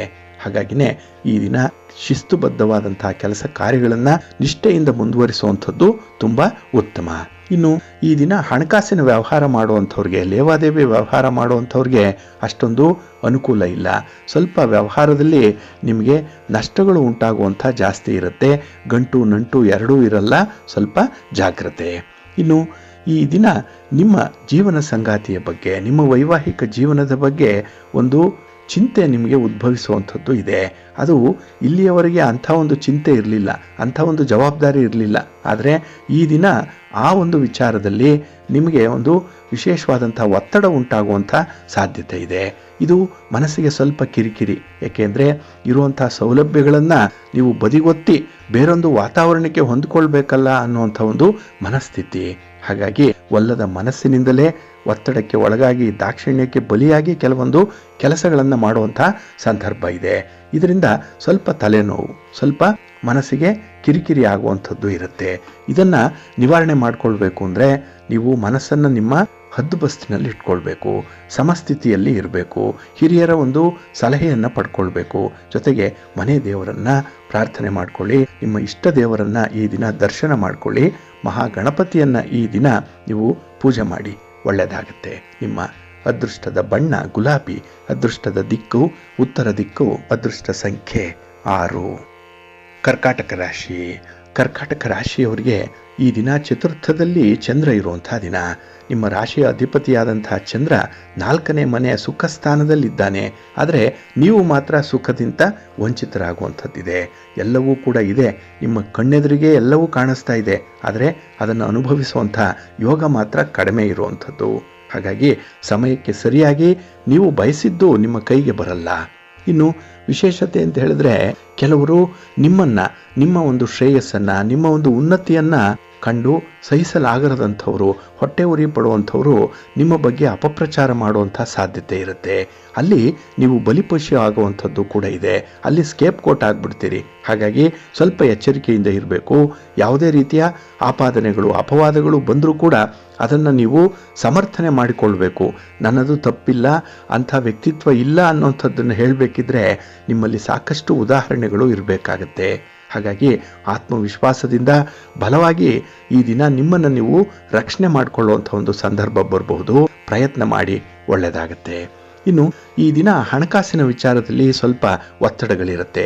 ಸಾಲಗಾರರ ಒತ್ತಡ ಇರ್ಬೋದು, ಅಥವಾ ಕುಟುಂಬದವರು ಇಂಥದ್ದೇ ವಸ್ತು ಬೇಕು ಅಂತ ಹೇಳಿ ಹಠ ಹಿಡಿದಾಗ ಅದನ್ನು ಅವರಿಗೆ ಪೂರೈಸಲಾಗದಂತಹ ಒಂದು ಸಂದರ್ಭ ಬರಬಹುದು. ಹಾಗಾಗಿ ಕೈ ಹಿಸುಕಿಕೊಳ್ಳುವಂಥ ಒಂದು ಸಂದರ್ಭ ಹಣದ ವಿಚಾರದಲ್ಲಿ, ಇದನ್ನು ನೀವು ಈ ದಿನ ನಿಭಾಯಿಸಲಿಕ್ಕೆ ಸ್ವಲ್ಪ ಕಷ್ಟ ಸಾಧ್ಯವಾಗುತ್ತೆ. ಇನ್ನು ಈ ದಿನ ಪ್ರಮುಖ ವ್ಯಕ್ತಿಗಳನ್ನು ಭೇಟಿ ಮಾಡುವಂತಹ ಸಂದರ್ಭ, ನಿಮ್ಮ ಹಿರಿಯರಿರ್ಬೋದು, ಸರ್ಕಾರದ ಮಟ್ಟದ ಅಧಿಕಾರಿಗಳಿರ್ಬೋದು, ರಾಜಕಾರಣಿಗಳಿರ್ಬೋದು, ಇವರ ಜೊತೆ ಮಾತಾಡುವಂತಹ ಸಂದರ್ಭದಲ್ಲಿ ಸ್ವಲ್ಪ ಎಚ್ಚರಿಕೆಯಿಂದ ಇರಬೇಕು. ನಿಮ್ಮ ಸಂವಹನ ಏನಿದೆ, ಕಮ್ಯುನಿಕೇಷನ್ ಏನಿದೆ, ತುಂಬ ಕರಾರುವಕ್ಕಾಗಿ ಇರಬೇಕಾಗುತ್ತೆ. ಹಾಗೆ ಈ ದಿನ ಮನೆಯ ವಾತಾವರಣ ಸಾಧಾರಣವಾಗಿ ಇರೋದರಿಂದ ಅದಕ್ಕೆ ಹೊಂದಿಕೊಂಡು ಹೋಗುವಂಥದ್ದು ಜಾಣತನ. ನಿಮ್ಮ ಇಷ್ಟ ದೇವರನ್ನ ಆರಾಧನೆ ಮಾಡಿ, ಶಿವ ಪಾರ್ವತಿಯರನ್ನ ದರ್ಶನ ಮಾಡ್ಕೊಳ್ಳಿ, ಶಿವಸ್ತೋತ್ರವನ್ನು ಈ ದಿನ ಹೇಳ್ಕೊಳ್ಳಿ, ಒಳ್ಳೆಯದಾಗುತ್ತೆ. ನಿಮ್ಮ ಅದೃಷ್ಟದ ಬಣ್ಣ ತಿಳಿ ನೀಲಿ, ಅದೃಷ್ಟದ ದಿಕ್ಕು ಈಶಾನ್ಯ ದಿಕ್ಕು, ಅದೃಷ್ಟ ಸಂಖ್ಯೆ 3. ಸಿಂಹರಾಶಿ. ಸಿಂಹರಾಶಿಯವರಿಗೆ ಈ ದಿನ ತೃತೀಯದಲ್ಲಿ ಚಂದ್ರ ಇರುವಂತಹ ದಿನ, ಕೀರ್ತಿ ಸ್ಥಾನದಲ್ಲಿ ಚಂದ್ರ. ಹಾಗಾಗಿ ನಿಮ್ಮ ಕೆಲಸ ಕಾರ್ಯಗಳಿಂದ ನಿಮಗೆ ಒಳ್ಳೆಯ ಹೆಸರು ಬರುತ್ತೆ, ಜೊತೆಗೆ ಅನುಕೂಲಕರವಾಗಿರುವಂತಹ ಫಲಿತಾಂಶಗಳು ಕೂಡ ಸಿಕ್ಕತ್ತೆ. ಇದು ಮನಸ್ಸಿಗೆ ಒಂದು ರೀತಿಯಲ್ಲಿ ಸಮಾಧಾನ ತರುವಂತಹ ವಿಚಾರ. ಹಾಗಾಗಿ ಈ ದಿನದ ಆರಂಭ ಕೂಡ ನಿಮಗೆ ತುಂಬ ಅನುಕೂಲಕರವಾಗೇ ಇರುತ್ತೆ. ಇನ್ನು ಈ ದಿನ ನಿಮ್ಮ ನಂಬಿಕೆ ಏನಿದೆ, ನಿಮ್ಮ ಆತ್ಮವಿಶ್ವಾಸ ಏನಿದೆ, ಅದರಂತೆ ಕೆಲಸಗಳು ಆಗುತ್ತೆ, ಅಂಥದ್ದೇ ಫಲಿತಾಂಶಗಳು ಸಿಕ್ಕತ್ತೆ. ಹಾಗಾಗಿ ನಿಮ್ಮ 6th ಸೆನ್ಸ್ ಏನಿದೆ ಬಹಳ ಚೆನ್ನಾಗಿ ಕೆಲಸ ಮಾಡುತ್ತೆ. ನೀವು ಊಹೆ ಮಾಡಿದಂತಹ ಫಲವೇ ನಿಮ್ಮ ಕೈಗೆ ಬರುವಂಥದ್ದಿದೆ. ಹಾಗಾಗಿನೇ ಈ ದಿನ ಜ್ಯೋತಿಷ್ಯ ಶಾಸ್ತ್ರವನ್ನೂ ಕೂಡ ಮೀರಿಸುವಂಥ ಒಂದು ಕಲೆಗಾರಿಕೆ ನಿಮ್ಮಲ್ಲಿ ಇರುವಂಥದ್ದು. ಇನ್ನು ಈ ದಿನ ಸಾಕಷ್ಟು ಸಮಯವನ್ನು ನೀವು ಧಾರ್ಮಿಕ ಕಾರ್ಯಕ್ರಮಗಳಲ್ಲಿ ಕಳೆಯುವಂಥ ಸಾಧ್ಯತೆಯೂ ಇದೆ, ಅವಕಾಶವೂ ಕೂಡ ಇದೆ. ಹಾಗೆ ಮನೆ ಮಂದಿಯನ್ನೆಲ್ಲ ಈ ದಿನ ಒಂದು ರೀತಿಯಲ್ಲಿ ಪರಿವರ್ತನೆ ಮಾಡುವಂಥದ್ದು, ಅವರನ್ನು ನಿಮ್ಮ ಮಾತಿನಿಂದ ಮೆಸ್ಮರೈಸ್ ಮಾಡುವಂಥ ಒಂದು ಪ್ರಯತ್ನ ಕೂಡ ಆಗುವಂಥದ್ದಿದೆ. ಏಕೆಂದರೆ ಅವರು ನಿಮ್ಮ ದಾರಿಗೆ ಬರಬೇಕು, ನಿಮ್ಮ ಒಂದು ಗುರಿಗೆ ಅಲೈನ್ ಆಗಬೇಕು. ಆ ರೀತಿಯಲ್ಲಿ ಅವರನ್ನು ಈ ದಿನ ಪರ್ಸ್ವೇಡ್ ಮಾಡುವಂಥದ್ದು ಕೂಡ ಇರುತ್ತೆ. ಇನ್ನು ಈ ದಿನ ನೀವು ಭೇಟಿ ಮಾಡುವಂಥ ವ್ಯಕ್ತಿಗಳು, ಅಧಿಕಾರಿಗಳೇ ಇರಲಿ, ರಾಜಕಾರಣಿಗಳೇ ಇರಲಿ, ಅವರಿಂದ ನಿಮಗೆ ಉತ್ತಮವಾದಂಥ ಒಂದು ಅವಕಾಶಗಳು ಮುಂದೆ ಸಿಕ್ಕತ್ತೆ. ಇನ್ನು ಈ ದಿನ ನೀವು ವಿನೋದಕ್ಕಾಗಿ ಅಥವಾ ವಿಹಾರಕ್ಕಾಗಿ ಮಾಡುವಂಥ ಖರ್ಚು ವೆಚ್ಚಗಳೇನಿದೆ ಅದರಲ್ಲಿ ಸ್ವಲ್ಪ ನಿಯಂತ್ರಣ ಮಾಡಿಕೊಳ್ಳುವಂಥದ್ದು ತುಂಬ ಅಗತ್ಯತೆ ಇದೆ. ಏಕೆಂದರೆ ಈ ದಿನ ಉಲ್ಲಾಸದಲ್ಲಿದ್ದಾಗ, ಸಂತೋಷದಲ್ಲಿದ್ದಾಗ ಧಾರಾಳತನ ಅನ್ನುವಂಥದ್ದು ಹಿಂಬಾಲಿಸ್ಬಿಡುತ್ತೆ. ಅದು ಖರ್ಚು ವೆಚ್ಚಕ್ಕೆ ದಾರಿ ಮಾಡಿಕೊಡುತ್ತೆ. ಸ್ವಲ್ಪ ಜಾಗ್ರತೆ. ಇನ್ನು ಈ ದಿನ ಹಣಕಾಸಿನ ವ್ಯವಹಾರ ಮಾಡುವಂಥವ್ರು, ದೊಡ್ಡ ಮಟ್ಟದಲ್ಲಿ ಮಾಡುವಂಥವ್ರು ಸ್ವಲ್ಪ ದೂರ ಉಳಿಯುವಂಥದ್ದು ಉತ್ತಮ. ಅಂದರೆ ವ್ಯವಹಾರದ ಬಗ್ಗೆ ಈ ದಿನ ಸಾಕಷ್ಟು ನಿಮಗೆ ಅನುಭವ ಇರಲ್ಲ. ಹಾಗಾಗಿ ತಜ್ಞರ ಒಂದು ಸಲಹೆಯಂತೆ ಮುಂದುವರಿಯುವಂಥದ್ದು ಉತ್ತಮ. ಹಾಗಾಗಿ ಈ ದಿನ ಅಂಥ ದೊಡ್ಡ ಮಟ್ಟದ ವ್ಯವಹಾರಕ್ಕೆ ಕೈ ಹಾಕಬೇಡಿ. ಆದರೆ ಸಾಧಾರಣವಾದಂಥ ವ್ಯವಹಾರಗಳು ಈ ದಿನ ಭರ್ಜರಿಯಾದಂಥ ಲಾಭವನ್ನು ನಿಮಗೆ ತಂದುಕೊಡುತ್ತೆ, ಮನಸ್ಸಿಗೆ ಸಮಾಧಾನ ಇರುತ್ತೆ. ನಿಮ್ಮ ಮನೆ ದೇವರನ್ನು ಸ್ಮರಣೆ ಮಾಡ್ತಾ ಇರಿ, ನವಗ್ರಹ ಸ್ತೋತ್ರವನ್ನು ಹೇಳ್ಕೊಳ್ಳಿ, ನವಗ್ರಹಗಳ ದರ್ಶನ ಮಾಡ್ಕೊಳ್ಳಿ. ಈ ದಿನ ಒಳ್ಳೆಯದಾಗುತ್ತೆ. ನಿಮ್ಮ ಅದೃಷ್ಟದ ಬಣ್ಣ ಕೆಂಪು, ಅದೃಷ್ಟದ ದಿಕ್ಕು ಉತ್ತರ ದಿಕ್ಕು, ಅದೃಷ್ಟ ಸಂಖ್ಯೆ 1. ಕನ್ಯಾ ರಾಶಿ. ಕನ್ಯಾ ರಾಶಿಯವರಿಗೆ ಈ ದಿನ ದ್ವಿತೀಯದಲ್ಲಿ ಚಂದ್ರ ಇರುವಂಥ ದಿನ, 2ನೇ ಮನೆ ಧನಸ್ಥಾನ ಇದು. ಹಾಗಾಗಿ ಹಣಕಾಸಿನ ವಿಚಾರದಲ್ಲಿ ಈ ದಿನ ನೀವು ಸೋಲನ್ನು ಒಪ್ಪಿಕೊಳ್ಬೇಕಾಗತ್ತೆ. ಏಕೆಂದರೆ ಗೊತ್ತು ಗುರಿ ಇಲ್ಲದಂಥ ಒಂದು ಯೋಜನೆ ಇದೆ. ಹಾಗೆ ಈ ಲೆಕ್ಕಾಚಾರ ಇಲ್ಲದಂತಹ ಖರ್ಚುನ ಬಾಬ್ತು ಕೂಡ ಇರುತ್ತೆ. ಇದರಿಂದ ನಿಮಗೆ ನಷ್ಟ, ಜೊತೆಗೆ ಆದಾಯಕ್ಕಿಂತ ಖರ್ಚು ಈ ದಿನ ಜಾಸ್ತಿ. ಇವೆಲ್ಲವನ್ನು ಗಮನಿಸಿದ್ರೆ ಈ ದಿನ ನಿಮಗೆ ನಷ್ಟದ ಬಾಬ್ತುಗಳೇ ಜಾಸ್ತಿ ಇರುತ್ತೆ. ಇನ್ನು ಈ ದಿನ ವ್ಯಾಪಾರ ಮಾಡುವಂಥವ್ರಿಗೂ ಕೂಡ ಸ್ವಲ್ಪ ಗೊಂದಲದ ವಾತಾವರಣ ಇದೆ. ಏಕೆಂದರೆ ನಿಮ್ಮ ವ್ಯವಹಾರದಲ್ಲೇ ನಿಮಗೆ ಅಷ್ಟೊಂದು ಕ್ಲಾರಿಟಿ ಇಲ್ಲ. ಹಾಗಾಗಿನೇ ಕೆಲವರು ನಿಮ್ಮನ್ನು ಮಿಸ್ಲೀಡ್ ಮಾಡುವಂಥದ್ದು ಇದೆ, ತಪ್ಪು ದಾರಿಗೆ ಎಳಿತಾರೆ. ಇದು ಕೂಡ ನಿಮಗೆ ನಿಮ್ಮ ವ್ಯಾಪಾರದಲ್ಲಿ ಇದ್ದಂತಹ ಒಂದು ಆತ್ಮವಿಶ್ವಾಸ ಕಡಿಮೆ ಆಗಿಬಿಡುತ್ತೆ, ಧೈರ್ಯ ಇರಲ್ಲ. ಅಂಥ ಒಂದು ಪರಿಸ್ಥಿತಿ ಈ ದಿನ ಉದ್ಭವಿಸುವಂಥದ್ದು ಇದೆ. ಇನ್ನು ಈ ದಿನ ನಿಮ್ಮ ಮನೆಯವರ ನಡತೆ, ಅವರ ಮಾತು ನಿಮಗೆ ಇಷ್ಟ ಆಗಲ್ಲ. ಹಾಗಾಗಿ ಅಂಥ ಒಂದು ಅಶಿಸ್ತನ್ನು ನೀವು ಈ ದಿನ ಸರಿಪಡಿಸಲಿಕ್ಕೆ ಹೋಗ್ತೀರಿ. ಮಾತಿಗೆ ಮಾತು ಬೆಳೆಯುತ್ತೆ, ಮಾತಿನಿಂದ ಅನರ್ಥಗಳಾಗುತ್ತೆ, ಭಿನ್ನಾಭಿಪ್ರಾಯಗಳು ಬರುತ್ತೆ. ಹಾಗಾಗಿ ವಿರಸದಲ್ಲಿ ಈ ದಿನ ಅಂತ್ಯ ಆಗುತ್ತೆ. ಹಾಗಾಗಿ ಈ ದಿನ ನೀವು ಆದಷ್ಟು ನಿಮ್ಮ ಮಾತನ್ನು ಕಡಿಮೆ ಮಾಡಿಕೊಳ್ಳುವಂಥದ್ದು ಉತ್ತಮ. ಏಕೆಂದರೆ ನಿಮ್ಮ ಮಾತನ್ನು ಅವರು ಕೇಳುವಂಥ ಸ್ಥಿತಿಯಲ್ಲಿಲ್ಲ. ಹಾಗಾಗಿ ವ್ಯರ್ಥ ಪ್ರಯತ್ನ ಆಗಬಾರ್ದು. ಹಾಗಾಗಿ ಸ್ವಲ್ಪ ಎಚ್ಚರಿಕೆಯಿಂದ ಇರಿ. ಇನ್ನು ಈ ದಿನ ನೀವು ಕುಟುಂಬಕ್ಕಾಗಿ ಯಾವುದೇ ರೀತಿಯ ನಿರ್ಧಾರಗಳನ್ನು ಕೈಗೊಳ್ಳಬೇಡಿ. ಯಾಕೆಂದರೆ ನಿಮ್ಮ ನಿರ್ಧಾರಗಳು ಕುಟುಂಬಸ್ಥರಿಗೆ ಇಷ್ಟ ಆಗಲ್ಲ. ಹಾಗಾಗಿ ಮೂದಲಿಕೆಯ ಮಾತುಗಳನ್ನು ಕೇಳಬೇಕಾಗತ್ತೆ. ನಾಳೆ ನೀವೇ ಆ ನಿರ್ಧಾರವನ್ನು ಬದಲಾಯಿಸಿ ಯೂಟರ್ನ್ ಆಗುವಂಥ ಸಂದರ್ಭ ಕೂಡ ಬರಬಹುದು. ಹಾಗಾಗಿ ಈ ದಿನ ಅಂಥ ತೀರ್ಮಾನಗಳಿಗೆ ನೀವು ಒಳಗಾಗಬಾರ್ದು. ಇನ್ನು ಈ ದಿನ ತೀರಾ ಹತ್ತಿರದ ಸಂಬಂಧಗಳಲ್ಲಾಗಲಿ, ತೀರಾ ಆತ್ಮೀಯ ವ್ಯಕ್ತಿಗಳ ಜೊತೆಯಲ್ಲಾಗಲಿ ನಿಮ್ಮ ಹಣಕಾಸಿನ ವ್ಯವಹಾರಗಳನ್ನು ಮಾಡಲಿಕ್ಕೆ ಹೋಗಬೇಡಿ. ಸಾಲ ತರೋವಂಥದ್ದಾಗಲಿ, ಸಾಲವನ್ನು ಕೊಡೋವಂಥದ್ದನ್ನಾಗಲಿ ಈ ದಿನ ಮಾಡಬೇಡಿ. ಅದು ನಿಮ್ಮ ನಿರ್ಬಂಧದಲ್ಲೇ ಇರಬೇಕಾಗಿರುತ್ತೆ. ಇನ್ನು ಯಾವುದೇ ವಿಚಾರದಲ್ಲೂ ಕೂಡ ಈ ದಿನ ತಾಳ್ಮೆಯನ್ನು ಕಳ್ಕೊಳ್ಬೇಡಿ. ನಿಮ್ಮ ಸಂಯಮ, ನಿಮ್ಮ ಸಹನೆ ನಿಮ್ಮ ಕೈಯಲ್ಲೇ ಇರಬೇಕು. ಇಲ್ಲಾಂದರೆ ಅನರ್ಥಗಳು ಸಂಭವಿಸುತ್ತೆ. ಅದನ್ನು ರಿಪೇರಿ ಮಾಡಿಕೊಳ್ಳುವಂಥದ್ದು ಕಷ್ಟ ಆಗಿಬಿಡುತ್ತೆ. ಜಾಗ್ರತೆ. ನಿಮ್ಮ ಇಷ್ಟ ದೇವರನ್ನು ಆರಾಧನೆ ಮಾಡಿ, ದುರ್ಗಾಸ್ತುತಿಯನ್ನು ಮಾಡಿ, ದುರ್ಗಾದೇವಿಯ ದರ್ಶನ ಮಾಡಿಕೊಳ್ಳಿ. ಅಮ್ಮನವರಿಗೆ ಈ ದಿನ ಕೆಂಪು ಹೂಗಳನ್ನು ಅರ್ಪಣೆ ಮಾಡಿ ಪೂಜೆಗೆ ಒಳ್ಳೆಯದಾಗುತ್ತೆ. ನಿಮ್ಮ ಅದೃಷ್ಟದ ಬಣ್ಣ ಕೆಂಪು, ಅದೃಷ್ಟದ ದಿಕ್ಕು ಉತ್ತರ ದಿಕ್ಕು, ಅದೃಷ್ಟ ಸಂಖ್ಯೆ 5. ತುಲಾರಾಶಿ. ತುಲಾರಾಶಿಯವರಿಗೆ ಈ ದಿನ ಸಂತೋಷದ ದಿನ. ಚಂದ್ರ ನಿಮ್ಮ ರಾಶಿಯಲ್ಲೇ ಸ್ಥಿತನಾಗಿರೋದ್ರಿಂದ ಮನಸ್ಸಿಗೆ ಏನೋ ಒಂದು ಉಲ್ಲಾಸ, ಏನೋ ಒಂದು ಹೊಸತನ ಇದೆ, ಲವಲವಿಕೆ ಇದೆ. ಹಾಗಾಗಿನೇ ಹೊಸ ಹೊಸ ಕಾರ್ಯಗಳನ್ನು ಆರಂಭ ಮಾಡಬೇಕು ಅನ್ನುವಂಥ ಒಂದು ತುಡಿತ ಇರುತ್ತೆ. ಅದರಲ್ಲೂ ಈ ದಿನ ತುದಿಗಾಲಿನಲ್ಲಿ ನಿಂತಿರ್ತೀರಿ ಒಂದು ಕೆಲಸವನ್ನು ಆರಂಭ ಮಾಡಲಿಕ್ಕೆ. ಕ್ಷಣಗಣನೆ ಆರಂಭ ಆಗೋಗಿರೋವಂಥದ್ದು. ಹಾಗಾಗಿ ಅಂಥ ಪ್ರಯತ್ನದಲ್ಲೂ ಕೂಡ ಈ ದಿನ ನಿಮಗೆ ಯಶಸ್ಸಿದೆ, ಸಮಾಧಾನ ಇದೆ. ಹಾಗೆ ಈ ದಿನ ನಿಮ್ಮ ಪ್ರೀತಿ ಪ್ರೇಮದ ವಿಚಾರದಲ್ಲಿ ತುಂಬ ಪ್ರಯೋಜನಗಳನ್ನು ಪಡ್ಕೊಳ್ಳುವಂಥದ್ದು ಇದೆ, ತುಂಬ ಲಾಭ ಇದೆ. ಯಾಕೆಂದರೆ ನಿಮ್ಮ ಆಸೆ ಆಕಾಂಕ್ಷೆಗಳನ್ನು ಈ ದಿನ ನೀವು ಈಡೇರಿಸ್ಕೊಳ್ಳಿಕ್ಕೆ ಒಳ್ಳೆಯ ಅವಕಾಶಗಳು ನಿಮಗೆ ಸಿಕ್ಕುವಂಥದ್ದು ಇದೆ. ಇನ್ನು ಎಲ್ಲ ಕ್ಷೇತ್ರಗಳಲ್ಲಿ ನೀವು ಯಾವುದೇ ಕ್ಷೇತ್ರದಲ್ಲಿ ಕೆಲಸ ಮಾಡ್ತಾ ಇರಿ, ಯಾವುದೇ ಕ್ಷೇತ್ರದಲ್ಲಿ ಕೃಷಿ ಮಾಡ್ತಾ ಇರಿ, ಅಲ್ಲಿ ಉತ್ತಮ ಹೆಸರನ್ನು ಗಳಿಸ್ಕೊಳ್ಳಿಕ್ಕೆ ಅವಕಾಶಗಳು ತುಂಬ ಇದೆ. ಅದರಲ್ಲೂ ಈ ದಿನ ಸಾಮಾಜಿಕ ದೃಷ್ಟಿಕೋನದಿಂದ ನಿಮಗೆ ಅತ್ಯುತ್ತಮವಾದಂಥ ಸ್ಥಾನಮಾನ ಇದೆ. ನಿಮ್ಮ ಹೆಸರಿಗಾಗಲಿ ನಿಮ್ಮ ಮಾತಿಗಾಗಲಿ ತುಂಬ ಬೆಲೆ ಇದೆ. ಇನ್ನು ಈ ದಿನ ನಿಮ್ಮ ಕೆಲಸಕ್ಕೆ ನಿಮ್ಮ ಒಂದು ನಿಷ್ಠೆ, ನಿಮ್ಮ ಪ್ರಾಮಾಣಿಕತೆ, ನಿಮ್ಮ ವರ್ಕಿಂಗ್ ಸ್ಟೈಲ್ ಏನಿದೆ ಅದಕ್ಕೆ ನೀವು ಒಂದು ರೀತಿಯಲ್ಲಿ ಹೆಸರಾಗಿಬಿಟ್ಟಿದ್ದೀರಿ. ಅದರಿಂದಲೇ ನೀವು ಗುರುತಿಸ್ಕೊಳ್ಳುವಂಥದ್ದು. ಹಾಗಾಗಿ ನೀವು ಒಂದು ಕೆಲಸವನ್ನು ಮಾಡಿದ್ರೆ ಅದು ತುಂಬ ಪರ್ಫೆಕ್ಟ್ ಆಗಿದೆ ಅನ್ನುವಂಥದ್ದು ನಿಮ್ಮ ಜನಮಾನಸದಲ್ಲಿ ಇರುವಂಥ ವಿಚಾರ. ಹಾಗಾಗಿ ಅಂಥದ್ರಿಂದ ಕೂಡ ಈ ದಿನ ನೀವು ಗುರುತಿಸ್ಕೊಳ್ತೀರಿ. ಅದು ಕೂಡ ನಿಮಗೆ ಒಳ್ಳೆಯ ಕೀರ್ತಿಯನ್ನು ಸಂಪಾದನೆ ಮಾಡಿ ಕೊಡುತ್ತೆ. ಇನ್ನು ಮಕ್ಕಳಿಂದ ಕೂಡ ಈ ದಿನ ನಿಮಗೆ ಖುಷಿ ಇದೆ. ಅವರ ಓದಿರ್ಬೋದು, ಅವರ ಉದ್ಯೋಗ ಇರ್ಬೋದು, ಅವರ ಆರೋಗ್ಯ ಇರ್ಬೋದು, ಅಂಥ ಸ್ಥಿತಿಗತಿಗಳನ್ನು ನೋಡಿದಾಗ ನೆನ್ನೆಗಿಂತ ಈ ದಿನ ಉತ್ತಮ ಅನ್ನುವಂಥ ಭಾವನೆ ಮನಸ್ಸಿಗೆ ಮೂಡುತ್ತೆ. ಇನ್ನು ಈ ದಿನ ಭವಿಷ್ಯಕ್ಕಾಗಿ ಉತ್ತಮ ಯೋಜನೆಗಳನ್ನು ರೂಪಿಸುವಂತಹ ಸಂದರ್ಭ ಕೂಡ ಇದೆ. ನಾಳೆಗಾಗಿ ನಿಮ್ಮ ಯೋಜನೆ ಈ ದಿನದಿಂದಲೇ ಆರಂಭ. ಇನ್ನು ಈ ದಿನ ಕೆಲಸದಲ್ಲಿ ಸ್ವಲ್ಪ ಸ್ಪರ್ಧಿಗಳು ಜಾಸ್ತಿ ಇರ್ತಾರೆ, ಕಾಂಪಿಟೇಟರ್ಸ್ ಜಾಸ್ತಿ ಇರ್ತಾರೆ. ಸ್ವಲ್ಪ ಎಚ್ಚರಿಕೆಯಿಂದ ಇರಿ. ನಿಮ್ಮ ಇಷ್ಟ ದೇವರನ್ನು ಆರಾಧನೆ ಮಾಡ್ತಾ ಇರಿ. ಹಾಗೆ ಭಕ್ತಿಯಿಂದ ಈ ದಿನ ಪಾರ್ವತಿ ಸಹಸ್ರನಾಮ ಸ್ತೋತ್ರವನ್ನು ಹೇಳ್ಕೊಳ್ಳಿ. ಶಿವನ ಪರಿವಾರ ದೇವತೆಗಳನ್ನು ಪ್ರಾರ್ಥನೆ ಮಾಡ್ತಾ ಇರಿ. ಒಳ್ಳೆಯದಾಗುತ್ತೆ. ನಿಮ್ಮ ಅದೃಷ್ಟದ ಬಣ್ಣ ಬಿಳುಪು, ಅದೃಷ್ಟದ ದಿಕ್ಕು ಉತ್ತರ ದಿಕ್ಕು, ಅದೃಷ್ಟ ಸಂಖ್ಯೆ 1. ವೃಶ್ಚಿಕ ರಾಶಿ. ವೃಶ್ಚಿಕ ರಾಶಿಯವರಿಗೆ ಈ ದಿನ 12ರ ಸ್ಥಾನದಲ್ಲಿ ಚಂದ್ರ ಇದ್ದಾನೆ. ಇಲ್ಲಿ 12ನೇ ಮನೆ ಅಂದರೆ ಸ್ವಲ್ಪ ವ್ಯಯದ ಭಾವ ಜಾಸ್ತಿ ಇರುವಂಥದ್ದು. ಹಾಗಾಗಿ ನಿಮ್ಮ ಆತ್ಮವಿಶ್ವಾಸ ಕೂಡ ಈ ದಿನ ಕಡಿಮೆ ಇರುತ್ತೆ. ಕೆಲಸಗಳನ್ನು ನೀವು ಆರಂಭ ಮಾಡುವಂಥ ಧೈರ್ಯ ಸಾಕಷ್ಟಿರಲ್ಲ. ಹಾಗಾಗಿನೇ ಕೆಲವೊಂದು ಕೆಲಸಗಳನ್ನು ಆರಂಭ ಮಾಡೋದೇ ಇಲ್ಲ. ಕೆಲಸವು ಆರಂಭ ಆದಾಗ ಅದು ಎಲ್ಲೋ ಮಧ್ಯದಲ್ಲೇ ನಿಲ್ಲುವಂಥ ಸಾಧ್ಯತೆ ಕೂಡ ಇರುವಂಥದ್ದಿದೆ. ಒಟ್ಟಾರೆ ಈ ದಿನ ನಿಮ್ಮ ಅನನುಭವದಿಂದಲೋ ಆತ್ಮವಿಶ್ವಾಸದ ಕೊರತೆಯಿಂದಲೋ ಕೆಲಸಗಳು ಪೂರ್ಣ ಆಗಲ್ಲ. ಮಿಶ್ರ ಫಲವನ್ನು ತಂದುಕೊಡುವಂಥ ಸಂದರ್ಭ. ಹಾಗೆ ಈ ದಿನ ನಿಮ್ಮ ವಿರೋಧಿಗಳ ಕೈ ಮೇಲಾಗುವಂಥದ್ದು ಇರುತ್ತೆ. ಯಾಕೆಂದರೆ ನಿಮ್ಮ ವೀಕ್ನೆಸ್ ಅವ್ರಿಗೆ ಗೊತ್ತಿದೆ, ನಿಮ್ಮ ಜುಟ್ಟು ಅವರ ಕೈಯಲ್ಲಿದೆ. ಹಾಗಾಗಿ ಅವರು ಆಡಿಸಿದಂತೆ ನೀವು ಆಡಬೇಕಾಗತ್ತೆ. ಅಂಥ ಒಂದು ಸಂದರ್ಭದಲ್ಲಿ ಈ ದಿನ ನಿಮ್ಮ ವಿರೋಧಿಗಳ ಬಗ್ಗೆ ಎಚ್ಚರಿಕೆಯಿಂದ ಇರಬೇಕಾಗತ್ತೆ.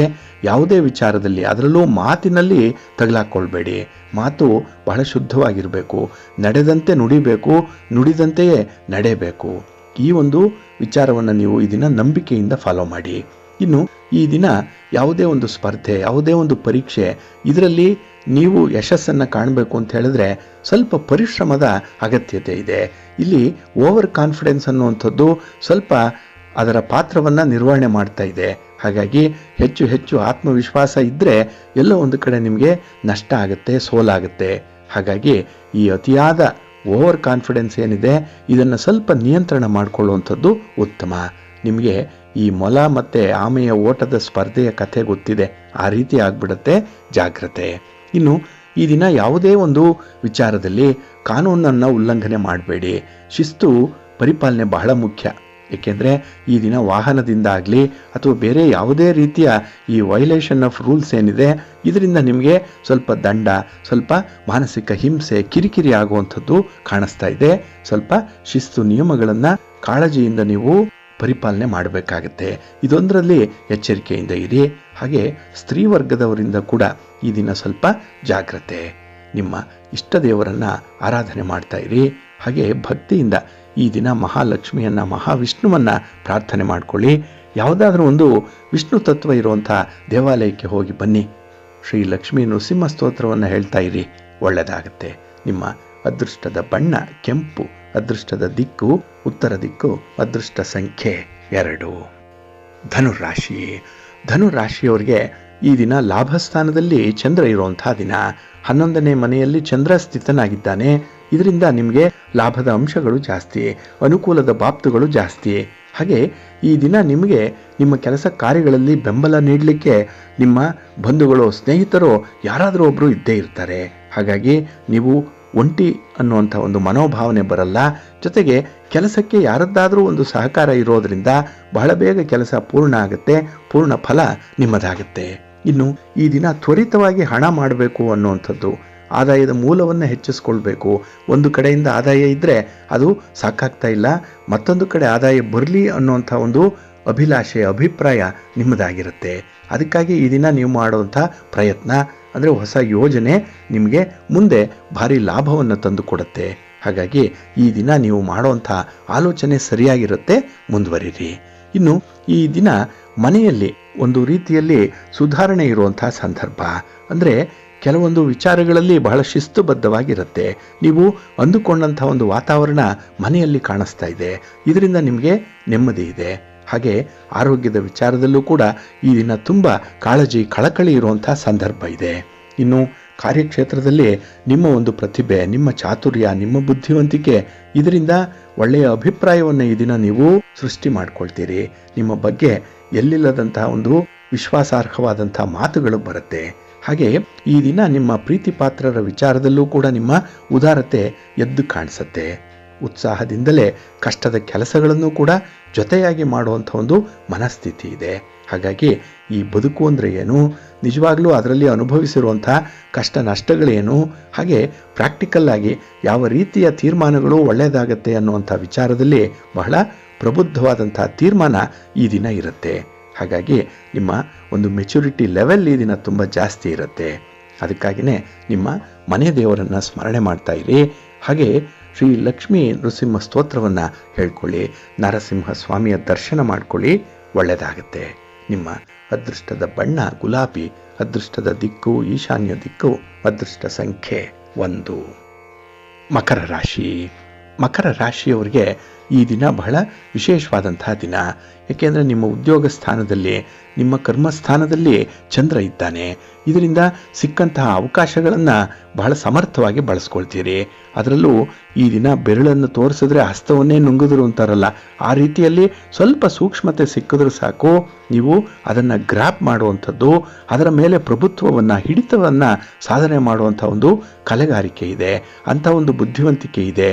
ಇದರಿಂದಲೇ ಈ ದಿನದ ಕೆಲಸ ಕಾರ್ಯಗಳು ನಿಮ್ಮ ಒಂದು ಉದ್ದೇಶಪೂರ್ವಕವಾಗಿ ಗುರಿಯಂತೆ ಮುಂದುವರಿಯುವಂಥದ್ದು ಇದೆ. ಇನ್ನು ಈ ದಿನದಲ್ಲಿ ಕೆಲವೊಂದು ಕ್ಲಿಷ್ಟ ವಿಚಾರಗಳಿದೆ. ಅದನ್ನು ಬಗೆಹರಿಸಲಿಕ್ಕೆ ಕೆಲವು ತಜ್ಞರ, ಹಿರಿಯರ ಸಲಹೆ, ಮಾರ್ಗದರ್ಶನಗಳನ್ನು ಬಯಸುವಂಥದ್ದು ಇದೆ. ಅಂಥ ಒಂದು ಪ್ರಯತ್ನ ಕೂಡ ಈ ದಿನ ನಿಮಗೆ ಯಶಸ್ಸನ್ನು ತರುತ್ತೆ. ಇನ್ನು ಈ ದಿನದಲ್ಲಿ ನಿಂತು ಹೋಗಿರುವಂತಹ ಕೆಲವು ಕೆಲಸ ಕಾರ್ಯಗಳು, ನಿಧಾನವಾಗಿ ಆಗ್ತಾ ಇರುವಂತಹ ಕೆಲಸ ಕಾರ್ಯಗಳು, ಅದರ ಬಗ್ಗೆ ಈ ದಿನ ನಿಮಗೆ ತುಂಬ ಕಾಳಜಿ ಇದೆ. ಅದನ್ನು ಮುಂದುವರಿಸುವಂಥ ಒಂದು ಪ್ರಯತ್ನ, ಅದು ಕೂಡ ನಿಮಗೆ ಒಳ್ಳೆಯ ಫಲವನ್ನು ತರುತ್ತೆ. ಇನ್ನು ಈ ದಿನ ನಿಮ್ಮ ಕುಟುಂಬಸ್ಥರ ಅಭಿಪ್ರಾಯಕ್ಕೂ ಕೂಡ ಮನ್ನಣೆಯನ್ನು ಕೊಡ್ತೀರಿ, ಅವರನ್ನು ಕೂಡ ಲೂಪಲ್ಲಿ ಇಟ್ಕೊಳ್ತೀರಿ, ಅವ್ರಿಗೂ ಕೂಡ ಸಹಮತ, ಅವ್ರಿಗೂ ಕೂಡ ಜವಾಬ್ದಾರಿ ಹಂಚಿಕೆ ಇತ್ಯಾದಿ ಪ್ರಾಕ್ಟಿಕಲ್ ಆಗಿರುವಂಥ ವಿಚಾರಗಳು ಈ ದಿನ ನಡೆಯುತ್ತೆ. ಇನ್ನು ಈ ದಿನ ದಾಖಲೆ ಪತ್ರಗಳನ್ನು ಬಹಳ ವಿಶೇಷವಾಗಿ ಗಮನಿಸುವಂಥದ್ದು ಇದೆ. ಆದರೆ ಯಾವುದೇ ದಾಖಲೆ ಪತ್ರಕ್ಕೆ ಸಹಿ ಮಾಡುವ ಮೊದಲು ಸ್ವಲ್ಪ ಅದನ್ನು ಓದಿ ಅದರ ವಿಚಾರಗಳನ್ನು ಅರ್ಥೈಸ್ಕೊಂಡು ನಂತರ ನೀವು ಸಹಿ ಮಾಡಬೇಕು. ಇದೊಂದರಲ್ಲಿ ಮಾತ್ರ ಎಚ್ಚರಿಕೆಯಿಂದ ಇರಬೇಕಾಗತ್ತೆ. ಇನ್ನು ಈ ದಿನದಲ್ಲಿ ನಿಮ್ಮ ಒಂದು ಪ್ರಯತ್ನಕ್ಕೆ ಮುಂದೆ ಒಳ್ಳೆಯ ಫಲಿತಾಂಶ ಇದೆ, ಒಳ್ಳೆಯ ದಿನಗಳು ಬರ್ತಾ ಇದೆ. ಹಾಗಾಗಿ ಅದರ ನಿರೀಕ್ಷೆಯಲ್ಲಿಯೇ ಒಳ್ಳೆಯ ಯೋಜನೆಗಳನ್ನು ಹಾಕಿಕೊಳ್ಳುವಂಥದ್ದು ಕೂಡ ಇದೆ. ಇನ್ನು ವಿಶೇಷವಾಗಿ ಯಾವುದೇ ಸಂದರ್ಭದಲ್ಲೂ ಕೂಡ ಭಿನ್ನಾಭಿಪ್ರಾಯಗಳು ಬರಬಾರ್ದು, ಶತ್ರುಗಳ ಸಂಖ್ಯೆ ಜಾಸ್ತಿ ಆಗಬಾರ್ದು. ಅದನ್ನು ನೀವು ಬಹಳ ಎಚ್ಚರಿಕೆಯಿಂದ ಗಮನಿಸಬೇಕಾಗತ್ತೆ. ಇನ್ನು ಕೆಲವು ವಿಚಾರಗಳಲ್ಲಿ ಏನಾದರೂ ತೊಂದರೆಗಳು, ತಾಪತ್ರಯಗಳಿದ್ದರೆ, ಸಮಸ್ಯೆಗಳಿದ್ದರೆ ಅದನ್ನು ಬಹಳ ಬೇಗ ಪರಿಹಾರ ಮಾಡಿಕೊಳ್ಳುವಂಥದ್ದು ಉತ್ತಮ. ಯಾವುದೇ ವಿಚಾರವನ್ನು ಕೂಡ ಎಳೆದಾಡಲಿಕ್ಕೆ ಹೋಗಬೇಡಿ. ಅಲ್ಲಿ ಸಮಸ್ಯೆ ಅಂದರೆ ಪರಿಹಾರ ಇದ್ದೇ ಇರಬೇಕು. ಆ ಒಂದು ತೀರ್ಮಾನ ನಿಮ್ಮದಾಗಿರಲಿ, ಒಳ್ಳೆಯದಾಗತ್ತೆ. ನಿಮ್ಮ ಇಷ್ಟ ದೇವರನ್ನು ಆರಾಧನೆ ಮಾಡ್ತಾ ಇರಿ. ಹಾಗೆ ಭಕ್ತಿಯಿಂದ ಈ ದಿನ ಅನ್ನಪೂರ್ಣೇಶ್ವರಿ ಸ್ತೋತ್ರವನ್ನು ಹೇಳ್ಕೊಳ್ಳಿ, ದಾರಿದ್ರ್ಯ ದಾನ ಶಿವಸ್ತೋತ್ರವನ್ನು ಹೇಳ್ಕೊಳ್ಳಿ, ಒಳ್ಳೆಯದಾಗತ್ತೆ. ನಿಮ್ಮ ಅದೃಷ್ಟದ ಬಣ್ಣ ತಿಳಿ ಹಸಿರು, ಅದೃಷ್ಟದ ದಿಕ್ಕು ಈಶಾನ್ಯ ದಿಕ್ಕು, ಅದೃಷ್ಟ ಸಂಖ್ಯೆ 1. ಕುಂಭರಾಶಿ. ಕುಂಭರಾಶಿಯವರಿಗೆ ಈ ದಿನ ನವಮದಲ್ಲಿ ಚಂದ್ರ ಇರುವಂಥ ದಿನ. 9ರಲ್ಲಿ ಚಂದ್ರ ಅಂದರೆ ಸ್ವಲ್ಪ ಯೋಚನೆ ಮಾಡಬೇಕಾದಂಥ ದಿನ. ಯಾವುದೇ ಕೆಲಸ ಕಾರ್ಯಗಳು ಅಷ್ಟು ಸುಲಭವಾಗಿ ಕೈಗೂಡಲ್ಲ. ನಿಮ್ಮ ಶ್ರಮ ಎಷ್ಟು ಹಾಕಿದ್ರೂ ಕೂಡ ಸಾಲದೇನೋ ಅನ್ನುವಂಥ ಒಂದು ಭಾವನೆ ಮನಸ್ಸಿಗೆ ಬರುತ್ತೆ. ಹಾಗಾಗಿ ಈ ದಿನ ಕೆಲವೊಂದು ಕ್ಲಿಷ್ಟಕರವಾದಂಥ ಕೆಲಸ ಕಾರ್ಯಗಳನ್ನು ಆದಷ್ಟು ಪಕ್ಕಕ್ಕಿಡಿ. ನಿಮಗೆ ಅತಿ ತುರ್ತಾಗಿ ಆಗಬೇಕಾಗಿರುವಂಥ, ಅದರಲ್ಲೂ ಸುಲಭವಾಗಿ ಮಾಡಿ ಮುಗಿಸುವಂಥ ಕೆಲಸಗಳನ್ನು ಈ ದಿನ ಪ್ರಿಯಾರಿಟೈಸ್ ಮಾಡಿಕೊಳ್ಳಿ.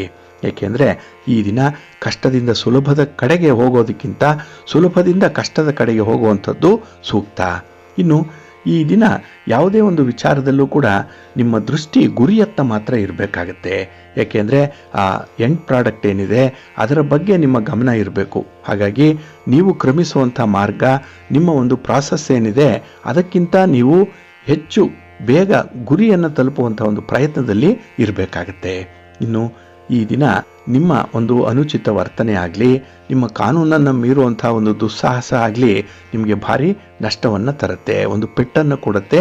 ಸ್ವಲ್ಪ ಎಚ್ಚರಿಕೆಯಿಂದ ಇರಬೇಕು. ಇನ್ನು ಹಣಕಾಸಿನ ವಿಚಾರದಲ್ಲಿ ಒಳ್ಳೆಯ ಪ್ರತಿಫಲ ಅನ್ನುವಂಥದ್ದು ಇರಲ್ಲ. ಹಾಗಾಗಿ ಲೇವಾದೇವಿ ವ್ಯವಹಾರ ಮಾಡುವಂಥವರು ಈ ದಿನ ಸ್ವಲ್ಪ ತಟಸ್ಥರಾಗುವಂಥದ್ದು ಉತ್ತಮ. ಇನ್ನು ಈ ದಿನ ನಿಮ್ಮ ಪ್ರೀತಿ ಪಾತ್ರರಲ್ಲಿ, ನಿಮ್ಮ ಸಂಗಾತಿಯ ಮಧ್ಯೆನೇ ಭಿನ್ನಾಭಿಪ್ರಾಯ ಬರುವಂಥ ಸಾಧ್ಯತೆ ಕೂಡ ಇದೆ. ಹಾಗಾಗಿ ಈ ದಿನ ನೀವು ಕಟ್ಟಿದಂತಹ ಸೌಧ, ಒಂದು ಮನೆ ಕ್ಷಣಾರ್ಧದಲ್ಲಿ ಬಿದ್ದು ಹೋಗುವಂಥದ್ದು. ಅಂದರೆ ಇಲ್ಲಿ ಮನೆ ಅಂದರೆ ಮನೆಯೇ ಅಲ್ಲ, ನೀವು ಹೆಸರನ್ನು ಗಳಿಸ್ಕೊಂಡಿರುವಂಥದ್ದು, ನಿಮ್ಮ ಒಂದು ಸ್ಥಾನಮಾನ ಗೌರವವನ್ನು ಕಾಪಾಡಿಕೊಂಡಿರುವಂಥದ್ದೇನಿದೆ ಅದು ಯಾವುದೋ ಒಂದು ಸಣ್ಣ ಮಾತಿನಿಂದ ಆ ಸೌಧ ಕುಸಿಯುವಂಥ ಸಾಧ್ಯತೆ ಇರುತ್ತೆ. ಹಾಗಾಗಿ ಈ ದಿನ ನಿಮ್ಮನ್ನು ನೀವು ರಕ್ಷಣೆ ಮಾಡಿಕೊಳ್ಳಿಕ್ಕೆ ಸುಳ್ಳು ಹೇಳುವಂಥದ್ದಾಗಲಿ, ಮೋಸದ ವಿಚಾರಗಳಾಗಲಿ ಅಥವಾ ಅತೀಂದ್ರಿಯ ಶಕ್ತಿಗಳನ್ನು ನೀವು ಆಶ್ರಯಿಸುವಂಥದ್ದು, ಸಮಸ್ಯೆಗಳನ್ನು ಬಗೆಹರಿಸುವಂಥ ನಿಟ್ಟಿನಲ್ಲಿ ನಕಾರಾತ್ಮಕವಾದಂಥ ಒಂದು ಆಲೋಚನೆ ಬರುವಂಥದ್ದು, ಇದನ್ನೆಲ್ಲ ನಿಯಂತ್ರಣ ಮಾಡಲೇಬೇಕಾಗತ್ತೆ. ಆದಷ್ಟು ಪ್ರಾಕ್ಟಿಕಲ್ ಆಗಿರಿ, ಸಿಂಪಲ್ ಆಗಿರಿ, ನಿಮಗೆ ಹೆಚ್ಚಿನ ಗೌರವ ಸ್ಥಾನಮಾನ ಸಿಕ್ಕತ್ತೆ. ಇನ್ನು ಈ ದಿನ ನಿಮ್ಮ ತೋರ್ಪಡಿಕೆಯ ಜೀವನ ಬಹಳ ಬೇಗ ಬದಲಾವಣೆ ಆಗುವಂಥದ್ದು, ಬಯಲಾಗುವಂಥದ್ದು ಆಗತ್ತೆ. ಹಾಗಾಗಿ ಈ ದಿನ ನಿಮ್ಮಂತೆ ನೀವು ಇರುವಂಥ ಒಂದು ಪ್ರಯತ್ನ ಮಾಡಿ. ಹಾಗೆ ಯಾವುದೇ ವಿಚಾರದಲ್ಲೂ ಕೂಡ ಸಮಸ್ಯೆಗಳು ಬಂದರೆ ತಾಳ್ಮೆಯಿಂದ ಇರಿ. ಇವತ್ತಲ್ಲ ನಾಳೆ ಸಮಸ್ಯೆ ಪರಿಹಾರ ಆಗತ್ತೆ. ಕಷ್ಟ ಬಂದಿದೆ ಅಂತ ಹೇಳಿ ನೀವು ಹಿಂಜರಿಬಾರದು. ಆತ್ಮವಿಶ್ವಾಸದಿಂದ ಮುಂದುವರಿರಿ, ಒಳ್ಳೆಯದಾಗತ್ತೆ. ನಿಮ್ಮ ಇಷ್ಟ ದೇವರನ್ನು ಆರಾಧನೆ ಮಾಡ್ತಾ ಇರಿ. ಹಾಗೆ ಭಕ್ತಿಯಿಂದ ನಿಮ್ಮ ಕುಲದೇವರನ್ನು, ನಿಮ್ಮ ಮನೆ ದೇವರನ್ನು ಸ್ಮರಣೆ ಮಾಡಿಕೊಳ್ಳಿ. ಲಕ್ಷ್ಮೀ ವೆಂಕಟೇಶ್ವರ ಸ್ವಾಮಿಯ ದರ್ಶನ ಮಾಡಿಕೊಳ್ಳಿ, ಒಳ್ಳೆಯದಾಗತ್ತೆ. ನಿಮ್ಮ ಅದೃಷ್ಟದ ಬಣ್ಣ ಗುಲಾಬಿ, ಅದೃಷ್ಟದ ದಿಕ್ಕು ಈಶಾನ್ಯ ದಿಕ್ಕು, ಅದೃಷ್ಟ ಸಂಖ್ಯೆ 3. ಮೀನರಾಶಿ. ಮೀನರಾಶಿಯವರಿಗೆ ಈ ದಿನ ಅಷ್ಟಮದಲ್ಲಿ ಚಂದ್ರ ಇರುವಂಥ ದಿನ. ಹಾಗಾಗಿನೇ ದುಸ್ಥಾನದಲ್ಲಿ ಚಂದ್ರ ಇದ್ದಾಗ ನಿಮಗೆ ಮಧ್ಯಮ ಫಲಗಳು ಇರುತ್ತೆ. ಕೆಲವೊಂದು ಪ್ರಯತ್ನಗಳು ಯಶಸ್ವಿಯಾಗಲ್ಲ, ಆದರೂ ಕೂಡ ನೀವು ಕಂಗೆಡಬೇಡಿ. ಧೈರ್ಯದಿಂದ ಅದನ್ನೇ ಮುಂದುವರಿಸಿ. ಫಲಿತಾಂಶ ಈ ದಿನ ದೊಡ್ಡದಲ್ಲ, ಆದರೆ ಪ್ರತಿ ಕೆಲಸದಲ್ಲಿ ನೀವು ಭಾಗವಹಿಸುವಂಥದ್ದು ಬಹಳ ಮುಖ್ಯವಾಗುತ್ತೆ. ಹಾಗೆ ಈ ದಿನ ನೀವು ಯಾರನ್ನ ಪ್ರೀತಿಸ್ತೀರಿ, ಯಾರಿಗಾಗಿ ಕಾಳಜಿಯನ್ನು ವ್ಯಕ್ತಪಡಿಸ್ತಾ ಇದ್ದೀರಿ ಅಂಥವರ ಜೊತೆಯಲ್ಲೇ ಸ್ವಲ್ಪ ಮನಸ್ತಾಪಗಳಾಗುವಂಥದ್ದು ಇದೆ. ಇಲ್ಲಿನ ಮಾತಿನ ಒಂದು ಯುದ್ಧ ಏನಾಗಲ್ಲ, ಆದರೂ ಕೂಡ ಮನಸ್ಸಿನೊಳಗೆ ಒಂದು ಶೀತಲ ಯುದ್ಧ ನಡೀತಾ ಇರುವಂಥ ಸಂದರ್ಭ, ಕೋಲ್ಡ್ ವಾರ್ ಟೈಪಲ್ಲಿರುತ್ತೆ. ಹಾಗಾಗಿ ಈ ದಿನ ನಿಮಗೆ ಬಿಸಿ ತುಪ್ಪದಂತಹ ಸನ್ನಿವೇಶಗಳು ಇರುವಂಥದ್ದು. ಹಾಗೆ ಕೆಲಸ ಕಾರ್ಯಗಳನ್ನು ಮಾಡಲಿಕ್ಕೂ ಕೂಡ ಈ ದಿನ ಅಷ್ಟೊಂದು ನಿಮಗೆ ಮನಸ್ಸಿಲ್ಲ, ಅಷ್ಟೊಂದು ಲವಲವಿಕೆ ಇಲ್ಲ, ಉತ್ಸಾಹ ಇಲ್ಲ. ಏನೋ ಒಂದು ಚಿಂತೆ ನಿಮ್ಮನ್ನು ಬಾಧಿಸ್ತಾ ಇರುತ್ತೆ. ಅದನ್ನು ಹೇಳಿಕೊಳ್ಳಲಿಕ್ಕೂ ಕೂಡ ನಿಮಗೆ ಬರಲ್ಲ, ಅದು ಕಷ್ಟ ಆಗುವಂಥದ್ದು. ಹಾಗೆ ಈ ದಿನ ನೀವು ಆ ಥರದ ನಿರ್ಧಾರಗಳನ್ನು ಕೈಗೊಳ್ಳುವಂಥ ಸಂದರ್ಭಗಳು ತುಂಬ ಇರುತ್ತೆ. ಏಕೆಂದರೆ ಕೆಲಸಗಳು ಬೇಗ ಆಗ್ಬಿಡ್ಲಿ, ಹಾಗೆ ಬಂದಿರುವಂಥ ಒಂದು ಅಪವಾದ ಬೇಗ ನಿವಾರಣೆ ಆಗಲಿ ಅಂತ ಹೇಳಿ ಇಂತಹ ತೀರ್ಮಾನಕ್ಕೆ ನೀವು ಒಳಗಾಗ್ತೀರಿ. ಅಲ್ಲೂ ಕೂಡ ಎಡವಟ್ಟಾಗತ್ತೆ. ಸ್ವಲ್ಪ ನಿಧಾನವಾಗೇ ಇರಬೇಕು. ಇನ್ನು ಈ ದಿನ ಯಾವುದೇ ಒಂದು ಸ್ವಭಾವದಿಂದ ಪ್ರೇರಿತರಾಗಬೇಡಿ. ಅಂದರೆ ಅದು ಈ ದಿನ ಪ್ರಾಕ್ಟಿಕಲ್ ಆಗಿ ಇಲ್ಲದೆ ಇರಬಹುದು. ಅಂಥದ್ದಕ್ಕೆ ಮರುಳಾಗಿ ಕೆಲವೊಂದು ಕೆಲಸ ಕಾರ್ಯಗಳನ್ನು ನೀವು ಹಿಂಬಾಲಿಸುವಂಥದ್ದು ಅಷ್ಟೊಂದು ಸೂಕ್ತ ಅಲ್ಲ.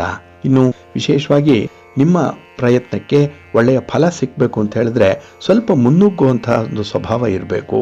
ಅಂದರೆ ಈ ಲೀಡರ್ಶಿಪ್ ಕ್ವಾಲಿಟೀಸನ್ನು ಈ ದಿನ ಸ್ವಲ್ಪ ಜಾಸ್ತಿ ಮಾಡಿಕೊಂಡ್ರೆ ಒಳ್ಳೆಯದಾಗತ್ತೆ. ಇನ್ನು ವಿಶೇಷವಾಗಿ ಯಾವುದೇ ಒಂದು ಸಾಧನೆಯನ್ನು ಮಾಡಿರುವಂಥವರ ಅನುಭವವನ್ನು ಪಡ್ಕೊಳ್ಳುವಂಥದ್ದು ಬಹಳ ಮುಖ್ಯ.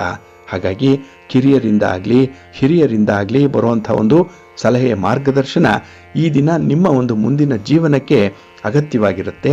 ಅದನ್ನು ತೆರೆದ ಮನಸ್ಸಿನಿಂದ ಸ್ವೀಕರಿಸುವಂಥ ಒಂದು ಪ್ರಯತ್ನ ನಿಮ್ಮದಾಗಿರಲಿ, ಒಳ್ಳೆಯದಾಗುತ್ತೆ. ಈ ದಿನ ಪ್ರಯಾಣದ ಸಂದರ್ಭದಲ್ಲಿ ಸ್ವಲ್ಪ ಎಚ್ಚರಿಕೆಯಿಂದ ಇರಿ. ವಾಹನ ನಿಮಗೆ ಅಷ್ಟೊಂದು ಅನುಕೂಲವನ್ನು ತರ್ತಾ ಇಲ್ಲ, ಜಾಗ್ರತೆ. ಮಹಾಗಣಪತಿಯನ್ನು ಆರಾಧನೆ ಮಾಡಿ, ಶಿವನ ಪರಿವಾರ ದೇವತೆಗಳನ್ನು ಪ್ರಾರ್ಥನೆ ಮಾಡ್ತಾ ಇರಿ, ದರ್ಶನ ಮಾಡ್ಕೊಳ್ಳಿ, ಒಳ್ಳೆಯದಾಗುತ್ತೆ. ನಿಮ್ಮ ಅದೃಷ್ಟದ ಬಣ್ಣ ಗುಲಾಬಿ, ಅದೃಷ್ಟದ ದಿಕ್ಕು ಈಶಾನ್ಯ ದಿಕ್ಕು, ಅದೃಷ್ಟ ಸಂಖ್ಯೆ 4.